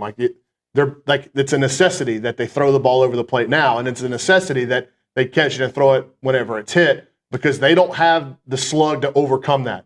Home runs are erasers. Yeah. Slugging percentage is an eraser. It will paper over a lot of cracks you've got on your team if you can hit the ball over the fence a bunch. Because it leads to wins, and wins is the ultimate eraser. Right. But Georgia is a great example of that. I don't think Georgia's a great team, but Georgia is slugs, and they cover up a lot of their inabilities. Like A&M 22? Yeah, they cover up a lot of deficiencies because they swing the bat the way they do. Now, A&M, they haven't swung the bat for the entirety of the season. They haven't swung the bat well enough to paper over those cracks. They did in about a 3-week stretch, but outside of that, they certainly haven't. So they have to throw it over the plate, and they have to catch it when it's put in play. And you're in a ballpark where you have a lot of foul territory. You have a big outfield. You can have those plays made because Bear Harrison does a good job of keeping the ball at the plate. You don't want to give up free runners at that place because you're not receiving the ball well. And those are things that this A&M team has gotten better at all year long. And they have changed that margin of the number of runs they have to score because they're not playing good defense. That has come lower and lower and lower. And that's a testament to some guys, finding their place, sticking in their place, and playing good, complementary baseball and giving their offense and pitching staff a chance. If A&M doesn't make the postseason, and really we could even just cut the season off today and talk about this, the areas where they have fallen short that has hurt them the most is one, hitting. Mm-hmm. Like no question. Every other element of this team, to me, is good enough to not only get to the postseason but make a run in the postseason, in my opinion. I think the way they pitch it, the bullpen has gotten into a point now where you're like, okay, they're not elite, but they're good enough, especially with the starting pitching that you've got. The defense, not elite, but good enough. But they don't hit enough. The swing and misses are crazy. The swing decisions are crazy. There's no slug. They strike out a ton. They're not walking enough. They make bad decisions in 3-ball counts. There's a lot that's gone wrong with the Aggies at the dish. So hitting would be first. The second thing that I think has held this team back the most, and I do think there's a little bit of a gap because I think the hitting takes the cake without question. The second thing to me is situational defense. We're talking about bunt defenses. We're talking about cuts and relays. Yesterday, and I don't know how this happened, and hopefully, Kate, I'm about to give you some work to do because we're going to break down the comebacker to Weston Moss in the 8th inning yesterday that should have been a double play. Now, A&M ended up getting out of the inning. It's a huge at-bat yesterday. Caden Wilson getting Ike Irish. I mean, that guy may be the best hitter not only in the SEC. But you jumped into the frying pan because you didn't make the play in front of it. Well, yes, exactly. So Weston Moss's outing probably continues, and you're facing Ike Irish with nobody on base or just a runner at first. And it's simple, and it's something that we saw them do in Austin. It happened again. A comebacker that somehow, some way, there are two infielders standing at second base. That shouldn't happen at 10, 11U baseball. And it's happened twice in the last month for Texas A&M. I don't know who's screwing it up or if it's something that is just kind of lackadaisical. Not emphasized or the communication, whatever. I'm going to break it down, and I'm going to go through and say this is what should be happening. And I was kind of going back and forth with a poster in the game thread yesterday who said, well, that's 99.9% of the time that's the shortstop's ball. Okay, even if that's true, which it isn't, it's not that high percentage. I would say most of the time it's the shortstop's ball, but now, especially with how people shift and how runners run and the advanced data and analytics that we have, it's not always the shortstop. Right. But even if it's 99.9% of the time the shortstop's ball, why isn't it communicated 100% of the time? Yes. And that's not, and it's not just when the ball's been in play. And it could have been everybody was right except Ben Royo brain farted, but it's happened twice. Yeah. And it's killed two double plays in big scenarios late in games. All right, let's hit a break here. We'll come back with the final segment with the baseball bunch. Right now, if your organization or business is looking for an opportunity to engage with Aggies, you need to check out the Association of Former Students that brings Aggies of all ages together during their marquee events held throughout the year. Aggie Ring Day, All Aggie Hullabaloo, and The Gathering welcome tens of thousands of guests, and there are many sponsorship and vendor opportunities to get your brand in front of those attendees. These events offer a wide variety of both digital and in-person options to promote your brand, and these include title sponsorship naming, on-site presence, activation, recognition in social media posts, and much, much more. There's also advertising opportunities in both the Texas Aggie Magazine and the Aggie News newsletter, which are seen by over 230,000 people. So if your business is ready to engage with Aggies, choose a partner that's been with the organization supporting the Aggie Network for over 140 years. For more information on options available through the association, please email sponsorships@aggienetwork.com. It is the Association of Former Students.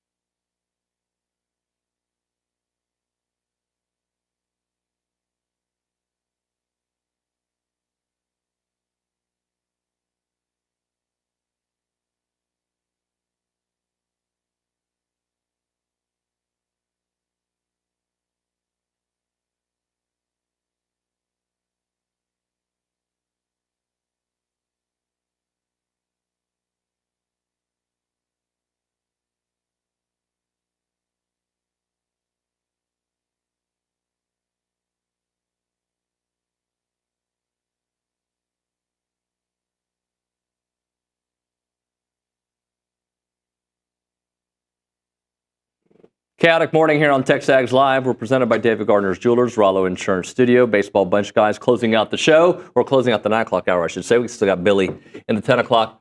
All right. You kind of said it in the first segment, I believe, Bronny, but if we're watching out for someone today, I think you said the second person to watch out for was Wyatt Hensler, but is there maybe a theme, a person, a thing? I would, the pitching. Like the offense, you're just going to have to swallow the pill and understand it's probably not going to be very pretty from A&M offensively. Yeah.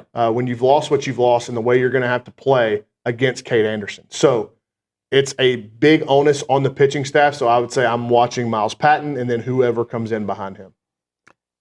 Can you emulate offensively? Can you emulate some of the teams in this league that are a put the ball in play kind of offense? Well, A&M fans ain't going to want to hear it, but can you play Nick Mingy on baseball? Exactly where I was going. Can you be, I'm going to foul off and raise pitch and hit by pitch and all of those and stay away from the strikeout, even if you strike out. But did you strike out because it was a 6 or 7 pitch at bat? That's exactly what I was thinking. And yeah, the fan base doesn't do it, but when the team that you're going to have to put out there, if you're not one of the core 4 or 5 guys that are established and have had some slug this year, okay, you have got to do whatever it takes to lengthen at bats and give yourself up some and not try to do too much and just try to get LSU to go to somebody besides Cade Anderson. 6 innings last time. 6 innings may be too much if you get 6 innings of Cade Anderson tonight with 12 punches. It's going to be 1980s Big Ten football offense. That's what it needs to be. 3 yards in a cloud of dust. Like, this isn't a beauty contest anymore for Texas A&M. It can't be. All your pageant winners, or a lot of your big pageant winners, are in the lineup. You know what I'm saying? Yeah. Now, there's still some pieces in there that can do some things. If TK gets on base, he can put pressure. Sawyer Farr, he can run. He can put pressure. Yamal is probably your best bunter on the team.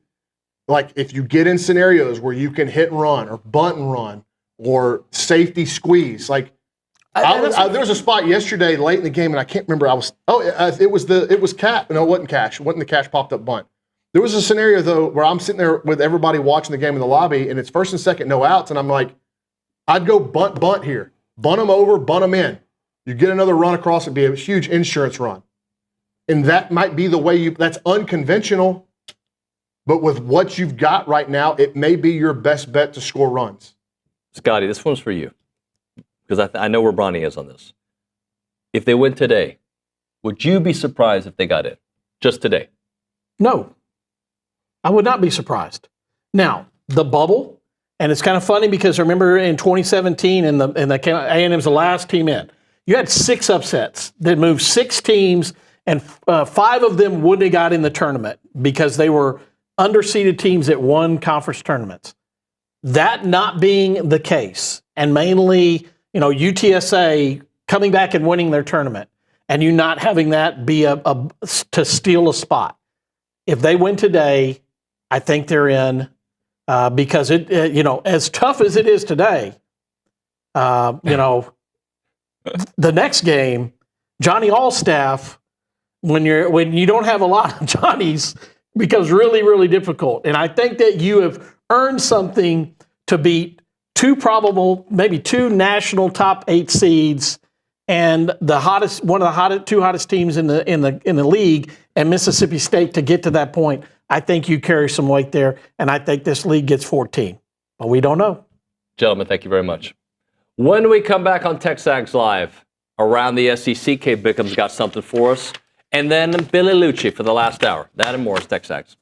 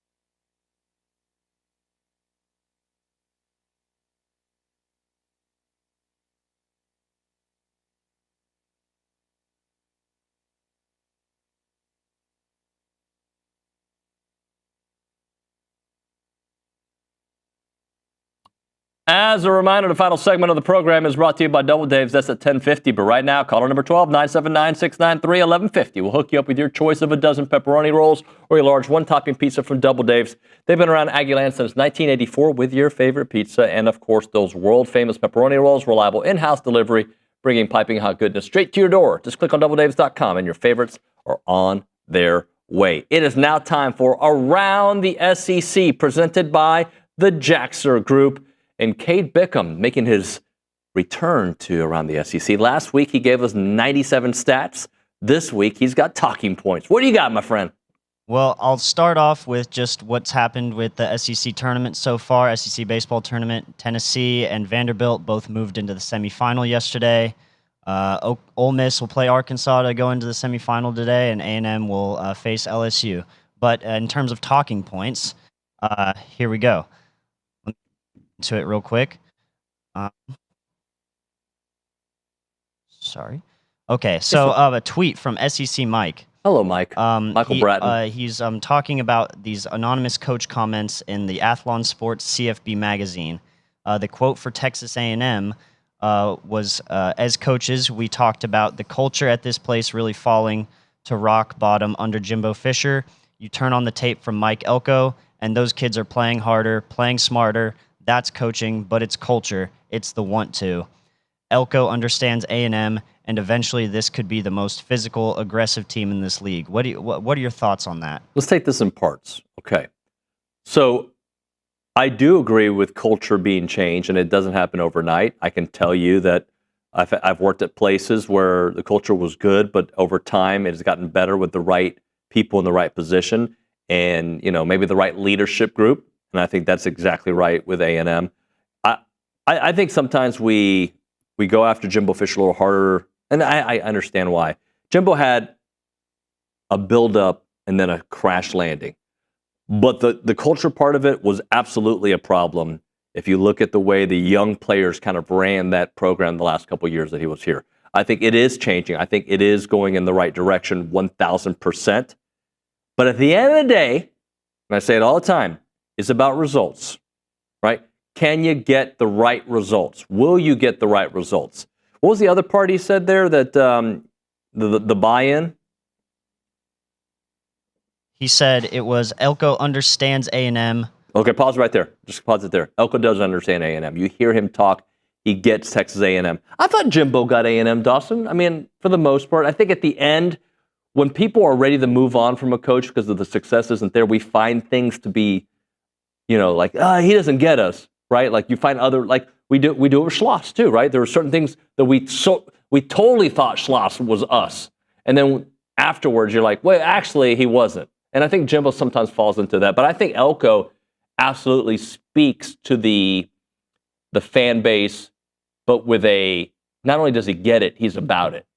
Yeah, I agree with that. It depends, changing a culture is pretty dramatic. Like how long does it take to change a culture in a locker room, in a collegiate locker room? I think it's especially difficult because you have 100+ players and an absurd number of coaching staffs.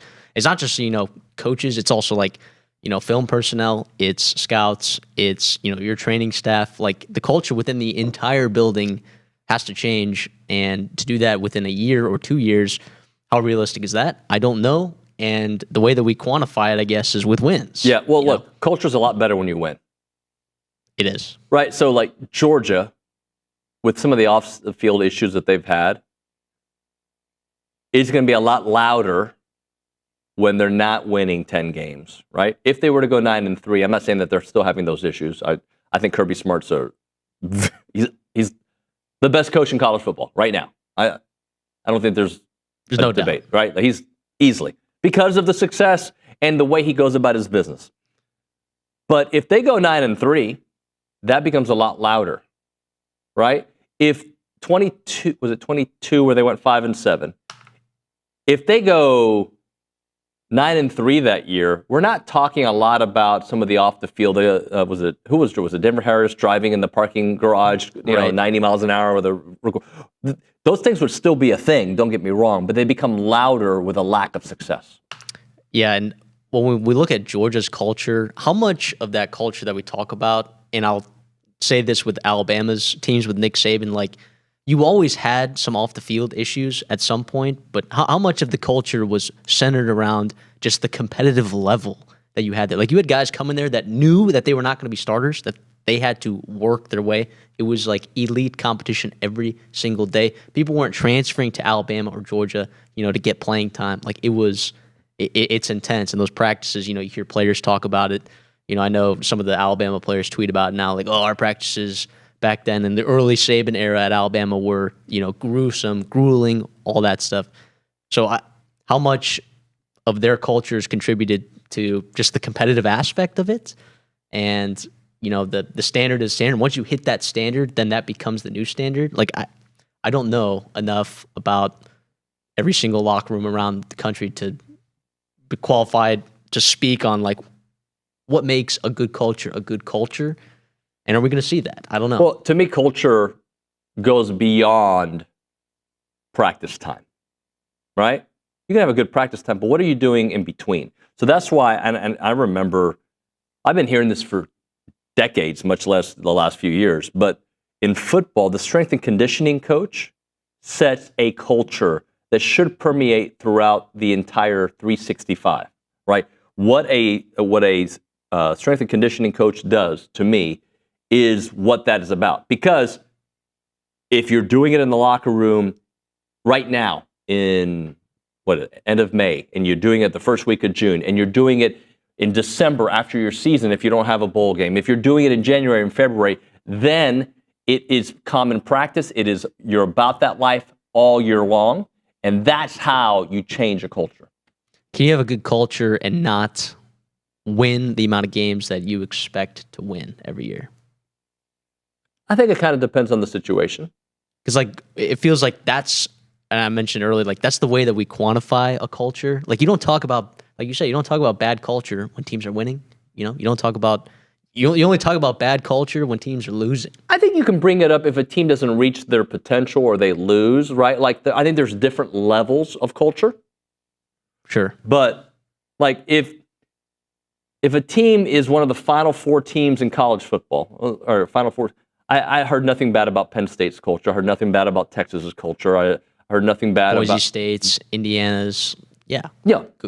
You could go. But I did hear some. Well, Ole Miss didn't make the playoffs, but I did hear some stuff about Ole Miss, and I think I did hear stuff about other programs too. But again, it's not the genesis. It's not the root of why they didn't win, and sometimes that can be the reason you didn't win. Sometimes it's just about talent. A&M has not, the issues with A&M has not been a talent thing. Now, you can say, well, talent development thing it could be because they haven't turned out the NFL pros like some of the other ones and you're competing with these programs. That's partly culture too. But that is all part of the culture. And part of the culture, if your guys aren't doing more or if your coaches aren't doing more. If there was an indictment, I think, on the Jimbo Fisher era, and there were a couple, strong personalities as assistant coaches, I think were one of the problems. Maybe a little too strong in certain positions, but maybe not the best leaders in all those position groups. Okay, tell you. Please. I would argue that because of the way that NIL works now as well, that culture factor becomes that much more important. Just because not only are you fighting to build your program up to be a national championship level contender, but you're also trying to keep these kids for 3-4 years, like you were able to do before the NIL era. And so I think that becomes a big part of your talent development as well. You talked about, A&M hasn't been churning out guys in the draft. You got to think about how many guys could have been drafted out of A&M but transferred elsewhere and then were drafted from a different place. And so that's a big part of that as well, and that's another factor that goes into the culture. Yeah, look, the top teams, the ones that really, really win, don't worry about the transfer portal as much. And NIL is part of the conversation also, but they're not. I think top teams are going to lose 10, 15 guys just because there's guys that want to play somewhere, right? That's college sports now. It's not a top team or a bottom team. That's just college sports. If you're not playing, you're looking to go play somewhere. But I'm talking about some of those tweener players that don't mind waiting a little bit for their chance to play because they're like if you're winning and you respect the guy in front of you, you're more willing to stay. Or the coach, respecting for the coach. But it is, to Cade's point about the transfer portal, if you're turning over a roster and you bring in 25 guys in the recruiting portal and then you bring in another like 18 guys in the portal, you're looking at like 40 plus guys. That's almost like, I think we're going to go to a break here, David. All right, we'll hit a break here. We'll come back. Billy will be joining us here momentarily. And we can talk about this, but I can bet you we start off with some baseball. Right now, the difference is real. We're talking Rollo Insurance. Your commercial insurance needs and deserves specialized attention. That's what the Rollo Insurance Group is all about. Comprehensive consultation for businesses of all sizes with particular expertise in family-owned operations. Their independent agents provide an objective guidance on liability, property, workers' comp, and specialized coverage. Every business faces unique risk, and from those specific liabilities to location-based hazards, and Rollo Insurance business specialists take time to understand your operation's specific vulnerabilities and your growth plan. They'll create a protection strategy and scale it with your company, preventing coverage gaps that threaten everything that you have built. As your business evolves, Rollo will evolve with it. Their agents become a valuable resource for risk management and beyond that for insurance policies. Find your dedicated business insurance partner at rolloinsurance.com/TexAgs. That is rolloinsurance.com/TexAgs. Or call them up, 888-44-ROLLO. That's 888-44-ROLLO.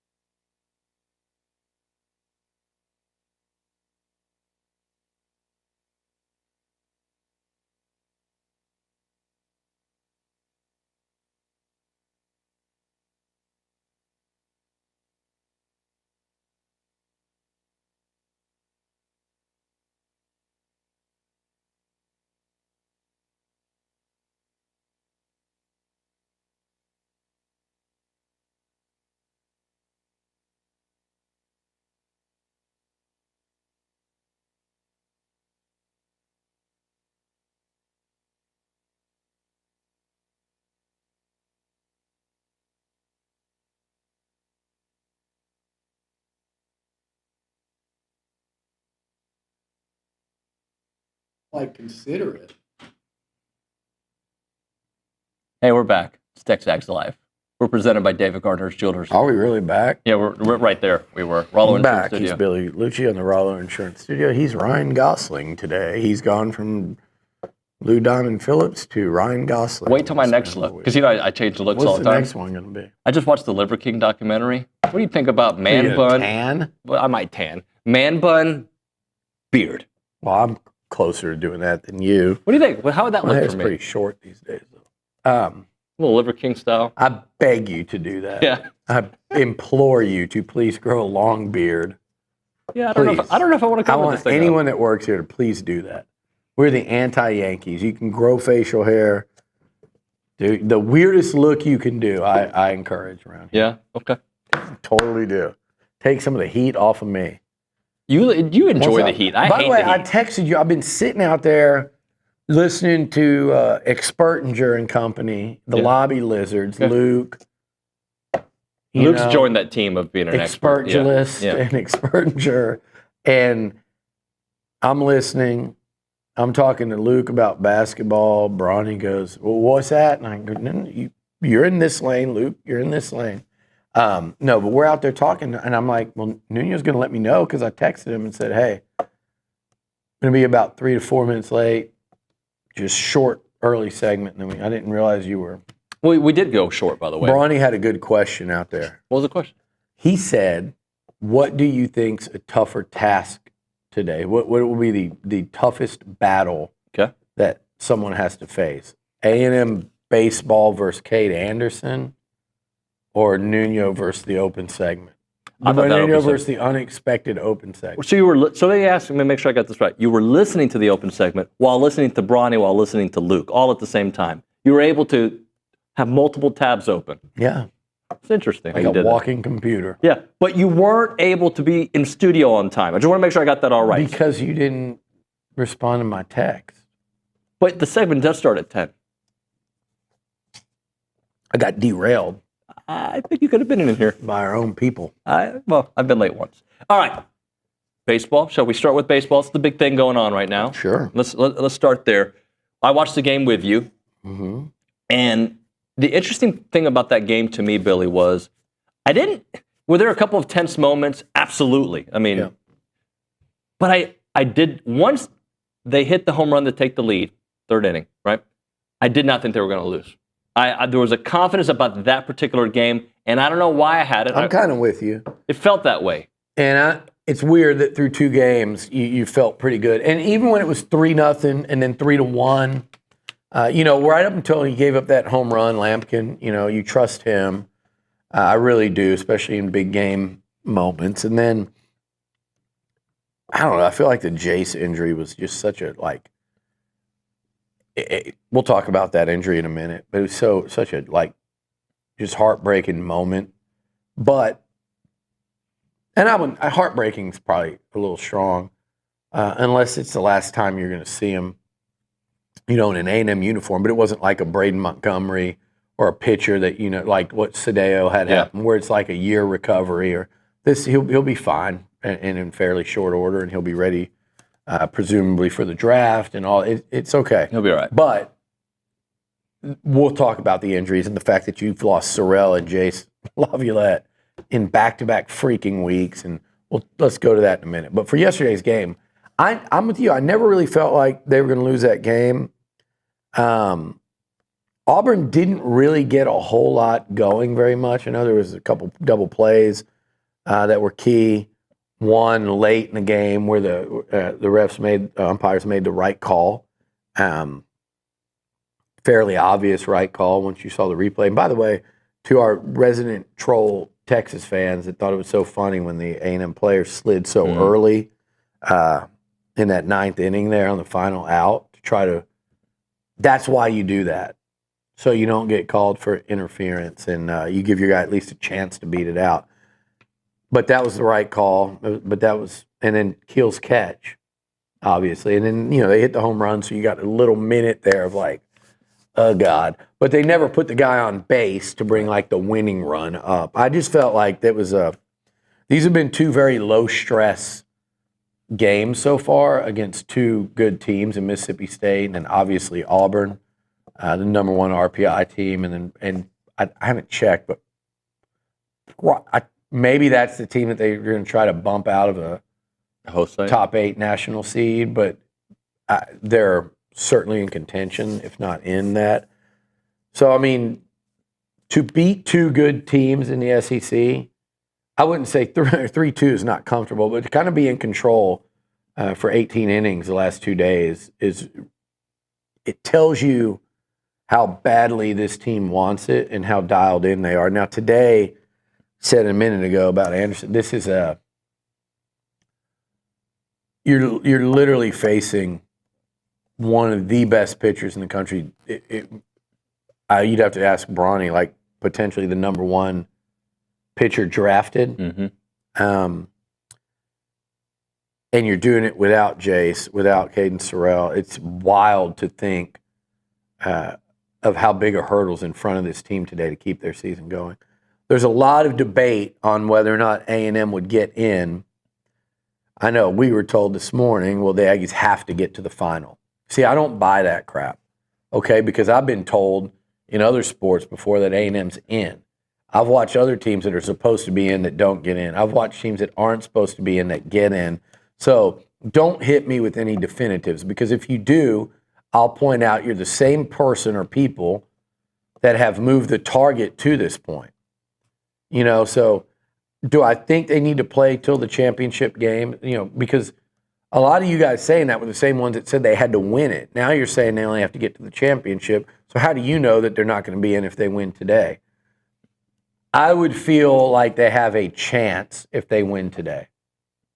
If they beat LSU and they've won, you know, that would put them at what? That would put them at 14 SEC victories this year. They'd be 3-1 against LSU. They would be, even if they lost the next game, they'd be 3-1 in this tournament. Their resume would be fascinating. So good, so bad.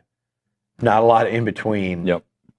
It would be a fascinating resume. I tend to agree they probably have to win 2 more. But don't tell me they can't be in if they win 1. If they win 2, I would actually feel safe.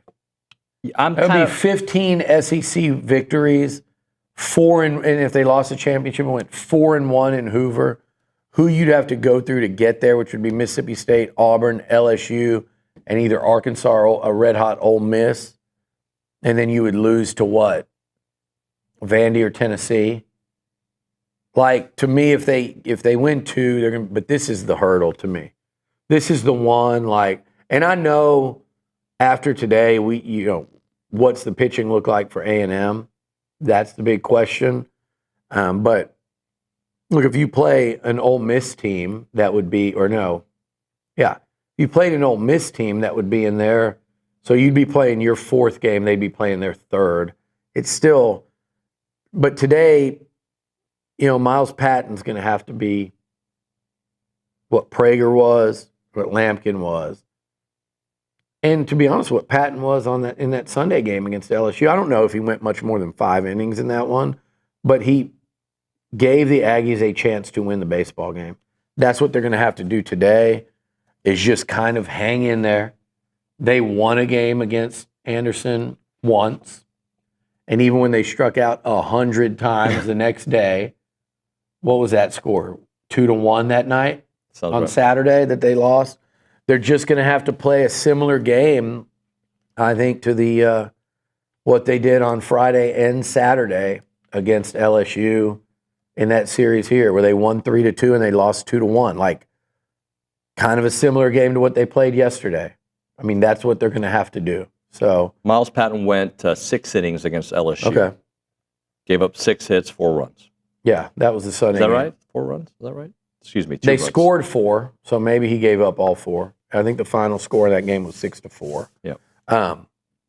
But yeah, like, I think you're gonna have to play more of a game. Like, I don't know if giving up 4. I don't know. Yeah, that's going to be a tough number with this offense today. Yeah, and against that pitcher, so you're going to have to win it like you won the 2 against LSU.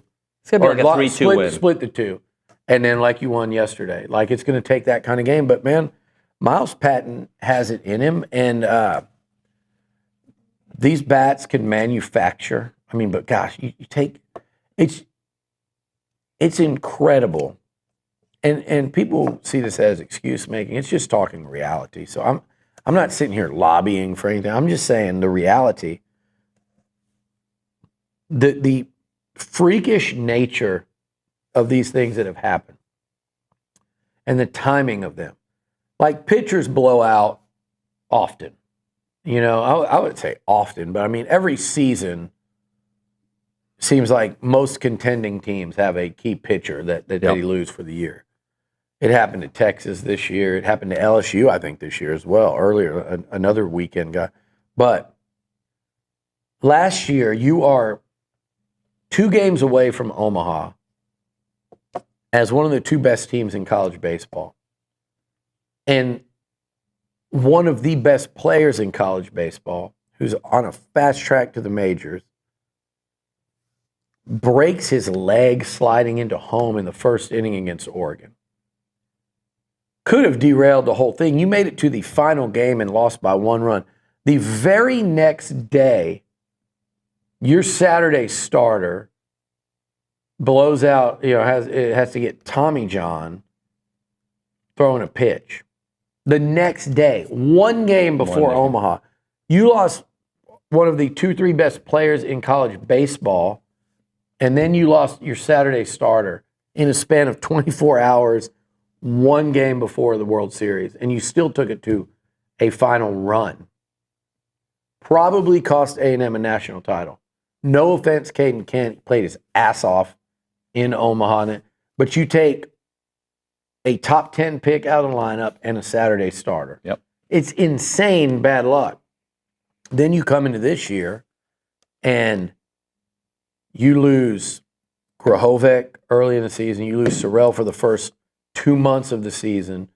You lose Stewie, who was your closer. You desperately needed because you lost your 2 best relievers, and you're bringing back a guy that was pushing in Omaha. He was just, he was an ace in Omaha out of the bullpen. And you're like, wow, this guy's a really exciting piece coming back. First inning, he's out there, injury, done for the year.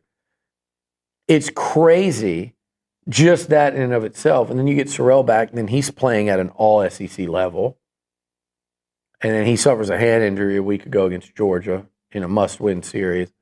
And a week later, your all-time best player, all-time leader in so many categories, team leader this year in so many categories, even when slumping, one of the most feared hitters in college baseball, boom, broken finger, hit by pitch. You're going to tell me you lose Sorrell and Jace on back-to-back weekends with hand injuries?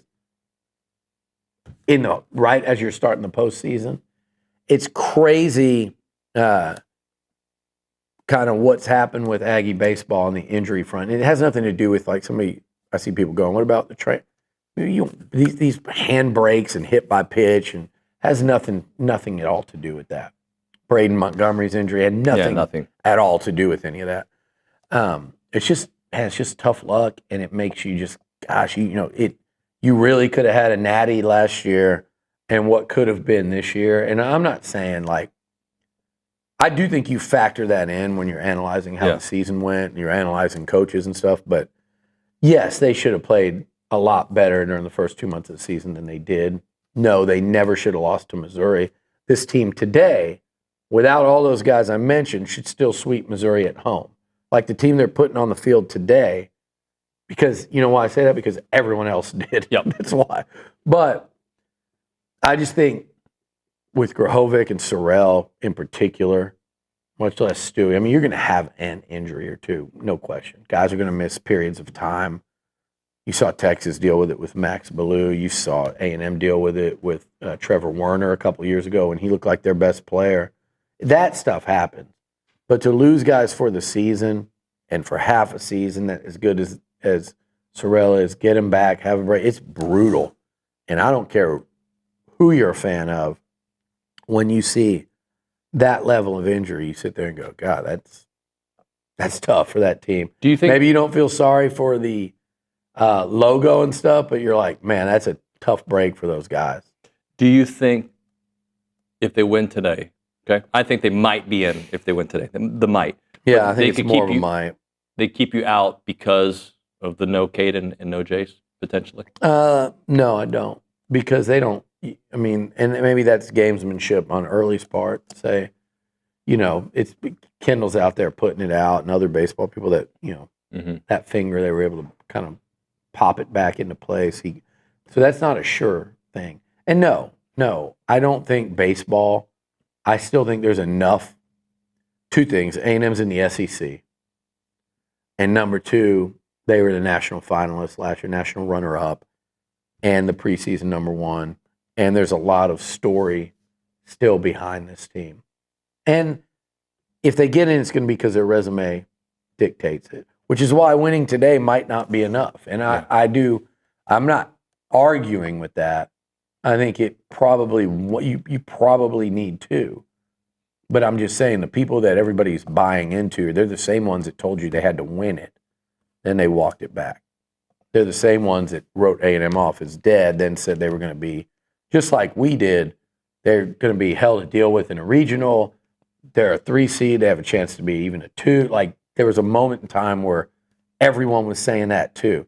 So just because there's a national logo by some of these things, if following college basketball, baseball, and even football has not told you that the national talking heads move the target as much as anyone, then you haven't been paying attention. So I think it's 2. If they win today, lose tomorrow, I will be very interested in watching it. I'll feel like they have a chance. But I don't think they have a chance if they don't win today. Bird Dog Time, revolutionizing the hunting and fishing experience. They're an Aggie-owned and operated company creating access to hunting opportunities, fishing opportunities. Think of them as an Airbnb for the outdoors, right? They'll take care of all your great hunting events and also going out with them fishing. They're taking me out this weekend with the boys. It's going to be great. You have access to a network of 60-plus ranches for their hunters, selected partner ranches. They have a transparent booking process with clear pricing, options for every experience level from first-time to seasoned hunters, full-service corporate and group experiences with all the logistics handled, and you can elevate those with awesome events, live music, helicopter hunting, cooking classes, premium dining options. And for landowners, you can get increased revenue throughout their established hunting network and also ranch consulting to optimize your hunting operations and find those hidden tax dollars on your land. They believe hunting is in the outdoors is something for everyone that should experience it, and they're passionate about introducing it to the next generation. Check out the website, birddogit.com, birddogit.com.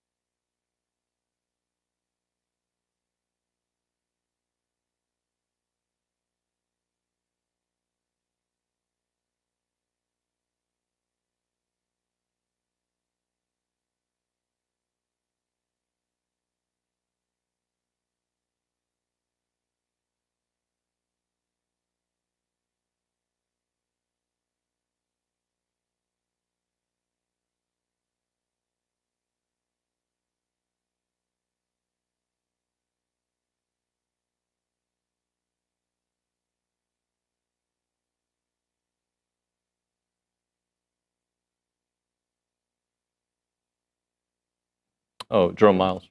TexAgs Live, presented by David Gardner's Jewelers, Rollo Insurance Studio. Hour number 3 of the program. Billy Liucci, David Nuño is actually one of the final segments of the program. I'm going to read this from D1 Baseball. They just had their most recent field of 64. Texas A&M is on the 4 to watch. So if you look at the way they do on the bubble, they have the last 4 in: Xavier, Connecticut, Troy, Virginia. First 4 out. A&M's not on there. Notre Dame, Western Kentucky, Southeast Louisiana, UT Rio Grande Valley. A&M is the first of the 4 to watch after that. So essentially, they're the 5th So team. who do you jump if you beat LSU and their top, whatever, 8, 7 RPI ranking and number 1? Aren't they the current number 1 in the country still? Yep. What does that do? Who do you jump? Here's my problem with all that. Like, I would love to compare resumes. And we don't have to do it here because it's too. But like, I want to see A&M versus UT Rio Grande Valley. I want to see A&M versus Virginia. I want to see A&M versus who? UConn. You Xavier. Know, the Musketeers. Like, it. Look, the Aggies didn't do themselves any favors.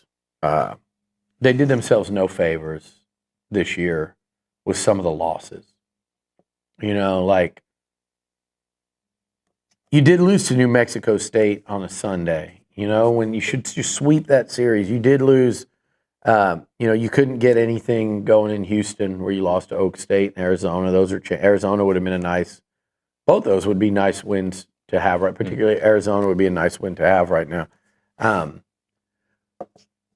You did get swept, 4 times? Missouri, Texas, Bama, Vandy. Yep. It swept 4 times in SEC play. Like, what if you just conventionally lost 3 of those 4 series 2-1? You're in. And then it's just Missouri, though. I think that's because when they turned it around, it's just Missouri. Because all those things I talked about, if you'd won 2 out of 3 against Missouri, you're in. And if Missouri was 1-29 in the conference, and that one loss was a win over that one win was over A&M, you're still in today. You might have had to do some stuff here in Hoover, but getting those 2, you're in today. Mm-hmm. You are in. You would have been what in the conference? 12 and you'd have been 12-18, and right now you'd be sitting at 14-18 overall in the league. You'd be in, and man, if you would have won 2 against Missouri, you would have had 13. 13, yeah. So because you had 10, you ended up winning 1 at Georgia. You'd be 13 and you're in, and 2 there. You're 15 SEC wins. It's a no-brainer. You're in the tournament, and you can regroup and see how Jace is doing, and how Caden, and wonder how much time before you get one or both of them back. You'd be fine. If that Missouri series is so frustrating to me from this standpoint too, because they're going to be Trev Alberts, and they're going to be making a decision on a coach's future and the direction of your program. And let's say they beat LSU, lose to Arkansas and Ole Miss tomorrow, and don't get in. Okay, so take the weekends. You'll have won 2 of 3 at Tennessee, check. You'd have won 2 of 3 at Arkansas, check. You'd have got swept by Texas, not a check, but 3 one-run 9th inning losses to the number 1 team, the number 1 overall seed probably. Not a check in terms of result, but a check in terms of playing great baseball. South Carolina sweep, check. LSU series win, check, current number 1. And then even Georgia, again, not the result you wanted. I wouldn't call it a check, but still playing really good baseball. I think Georgia's lost 4 games at home all year. You shut them out and beat them. 3rd game was, so is it 7-5 or something? You played really good baseball is what I'm saying. Hoover, if you win, we're talking about if they win today, 3-1 in Hoover against the caliber opposition you're playing, check. 7 out of 8 weekends down the stretch, 2 months of baseball, you would have been playing conservatively, you could call that top 10 baseball. Yeah. Conservatively. You played number 1, number 2, number 1, number 2, number 7 or 8 in Georgia. And then in Hoover, you would have played number 1 RPI, followed by number 1 team in the country, followed by potentially Arkansas. Right. Like, conservatively, you would be playing top 10 baseball. Your record against all those teams that I just mentioned would be hovering right around 500 against national top 8 seeds, almost all, pretty much every one of them, national top 8 seed, your record would be hovering around 500. But there's Missouri. It is as damaging a series. I've heard people compare it to App State, to UCLA. There are some similarities in terms of like how disastrous it was, but those were like almost like the final straw type of things. Whereas this was like, if you took App State and removed it, and you took that UCLA loss and removed it, Jimbo's still getting fired a year later probably, and Sumlin certainly, say they hold on and beat UCLA and Josh Rosen by 3 points or something. Sumlin's still getting fired at the end of that season. And they'd both been there they were 6 years, each of them. Jimbo, that happened in year 5. This is like, if you remove that series, don't remove it, and you can't, but I'm saying, like, if they don't get swept, and if they just win that series, they're probably going to the postseason, and you're honestly, like, you're really probably not having a head coach discussion right now, because you can look at a very clean point in the season and go, if they don't get in, it's because of all the disarray early, injuries, transition, head coach figuring it out. But from this point on, like the second weekend of April on, they've had this team playing at top 10 baseball. Yep. And they didn't get in because of what happened prior to that, but man, they fixed it. That Missouri thing, man, they've been trying to overcome that, and they still are. Yep. And it sucks, but it's just the reality of it. All right, we'll hit a break. We'll come back to the final segment. Right now, Milliken Reserve Farm to Table Community College Station. They got homes, they got farms, they got trails, they got wide open spaces, and they have a mission to build a healthy community around nature. When you go there, don't be surprised by that awesome open space. They have 2,600 acres of open space, 30 miles of trails. They have beautiful homes there. They want to connect families to nature and to each other. When you go there, you can do all the great events. You can go hiking, you can go biking, you can go canoeing, kayaking, you name it. That's what they do. They provide a natural setting for people to connect with each other. And when you go there, you can join the community-supported agriculture team and receive freshly grown, locally harvested seasonal products and produce each week. The website is millikenreserve.com. That website is millikenreserve.com.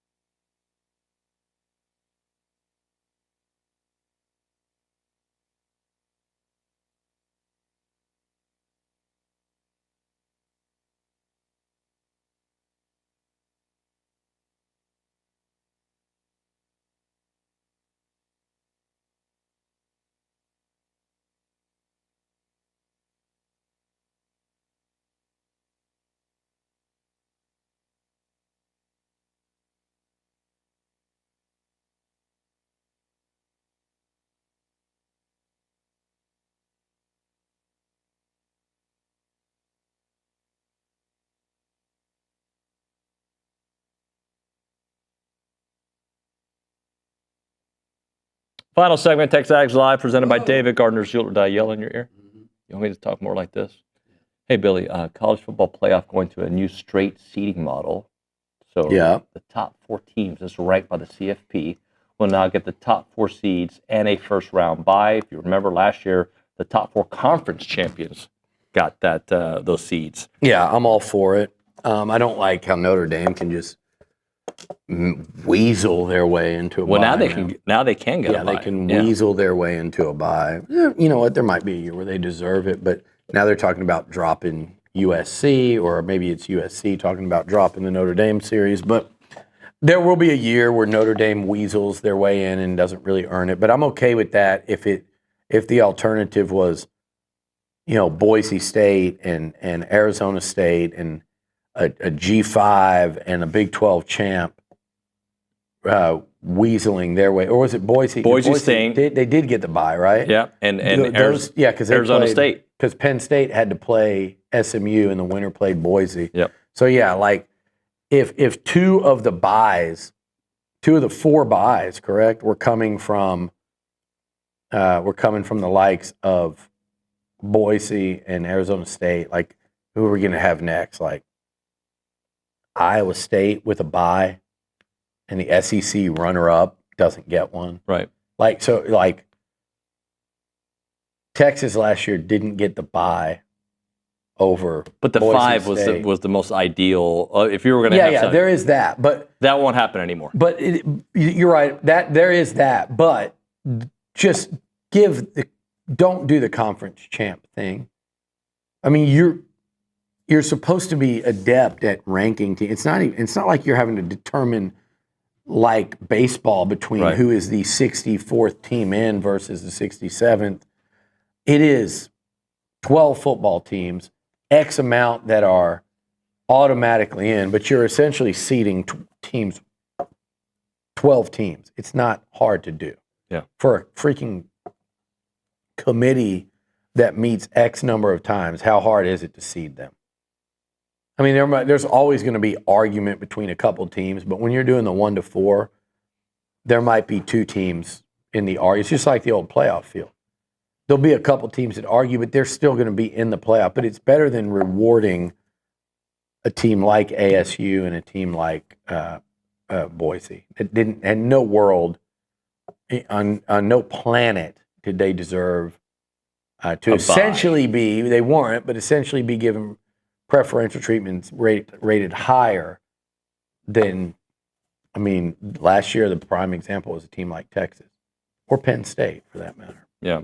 Or even Tennessee, who got their doors blown off of them, but would they have been seated higher than Boise or ASU?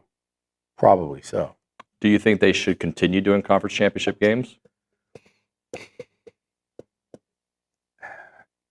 No, but the college football fan in me says yes.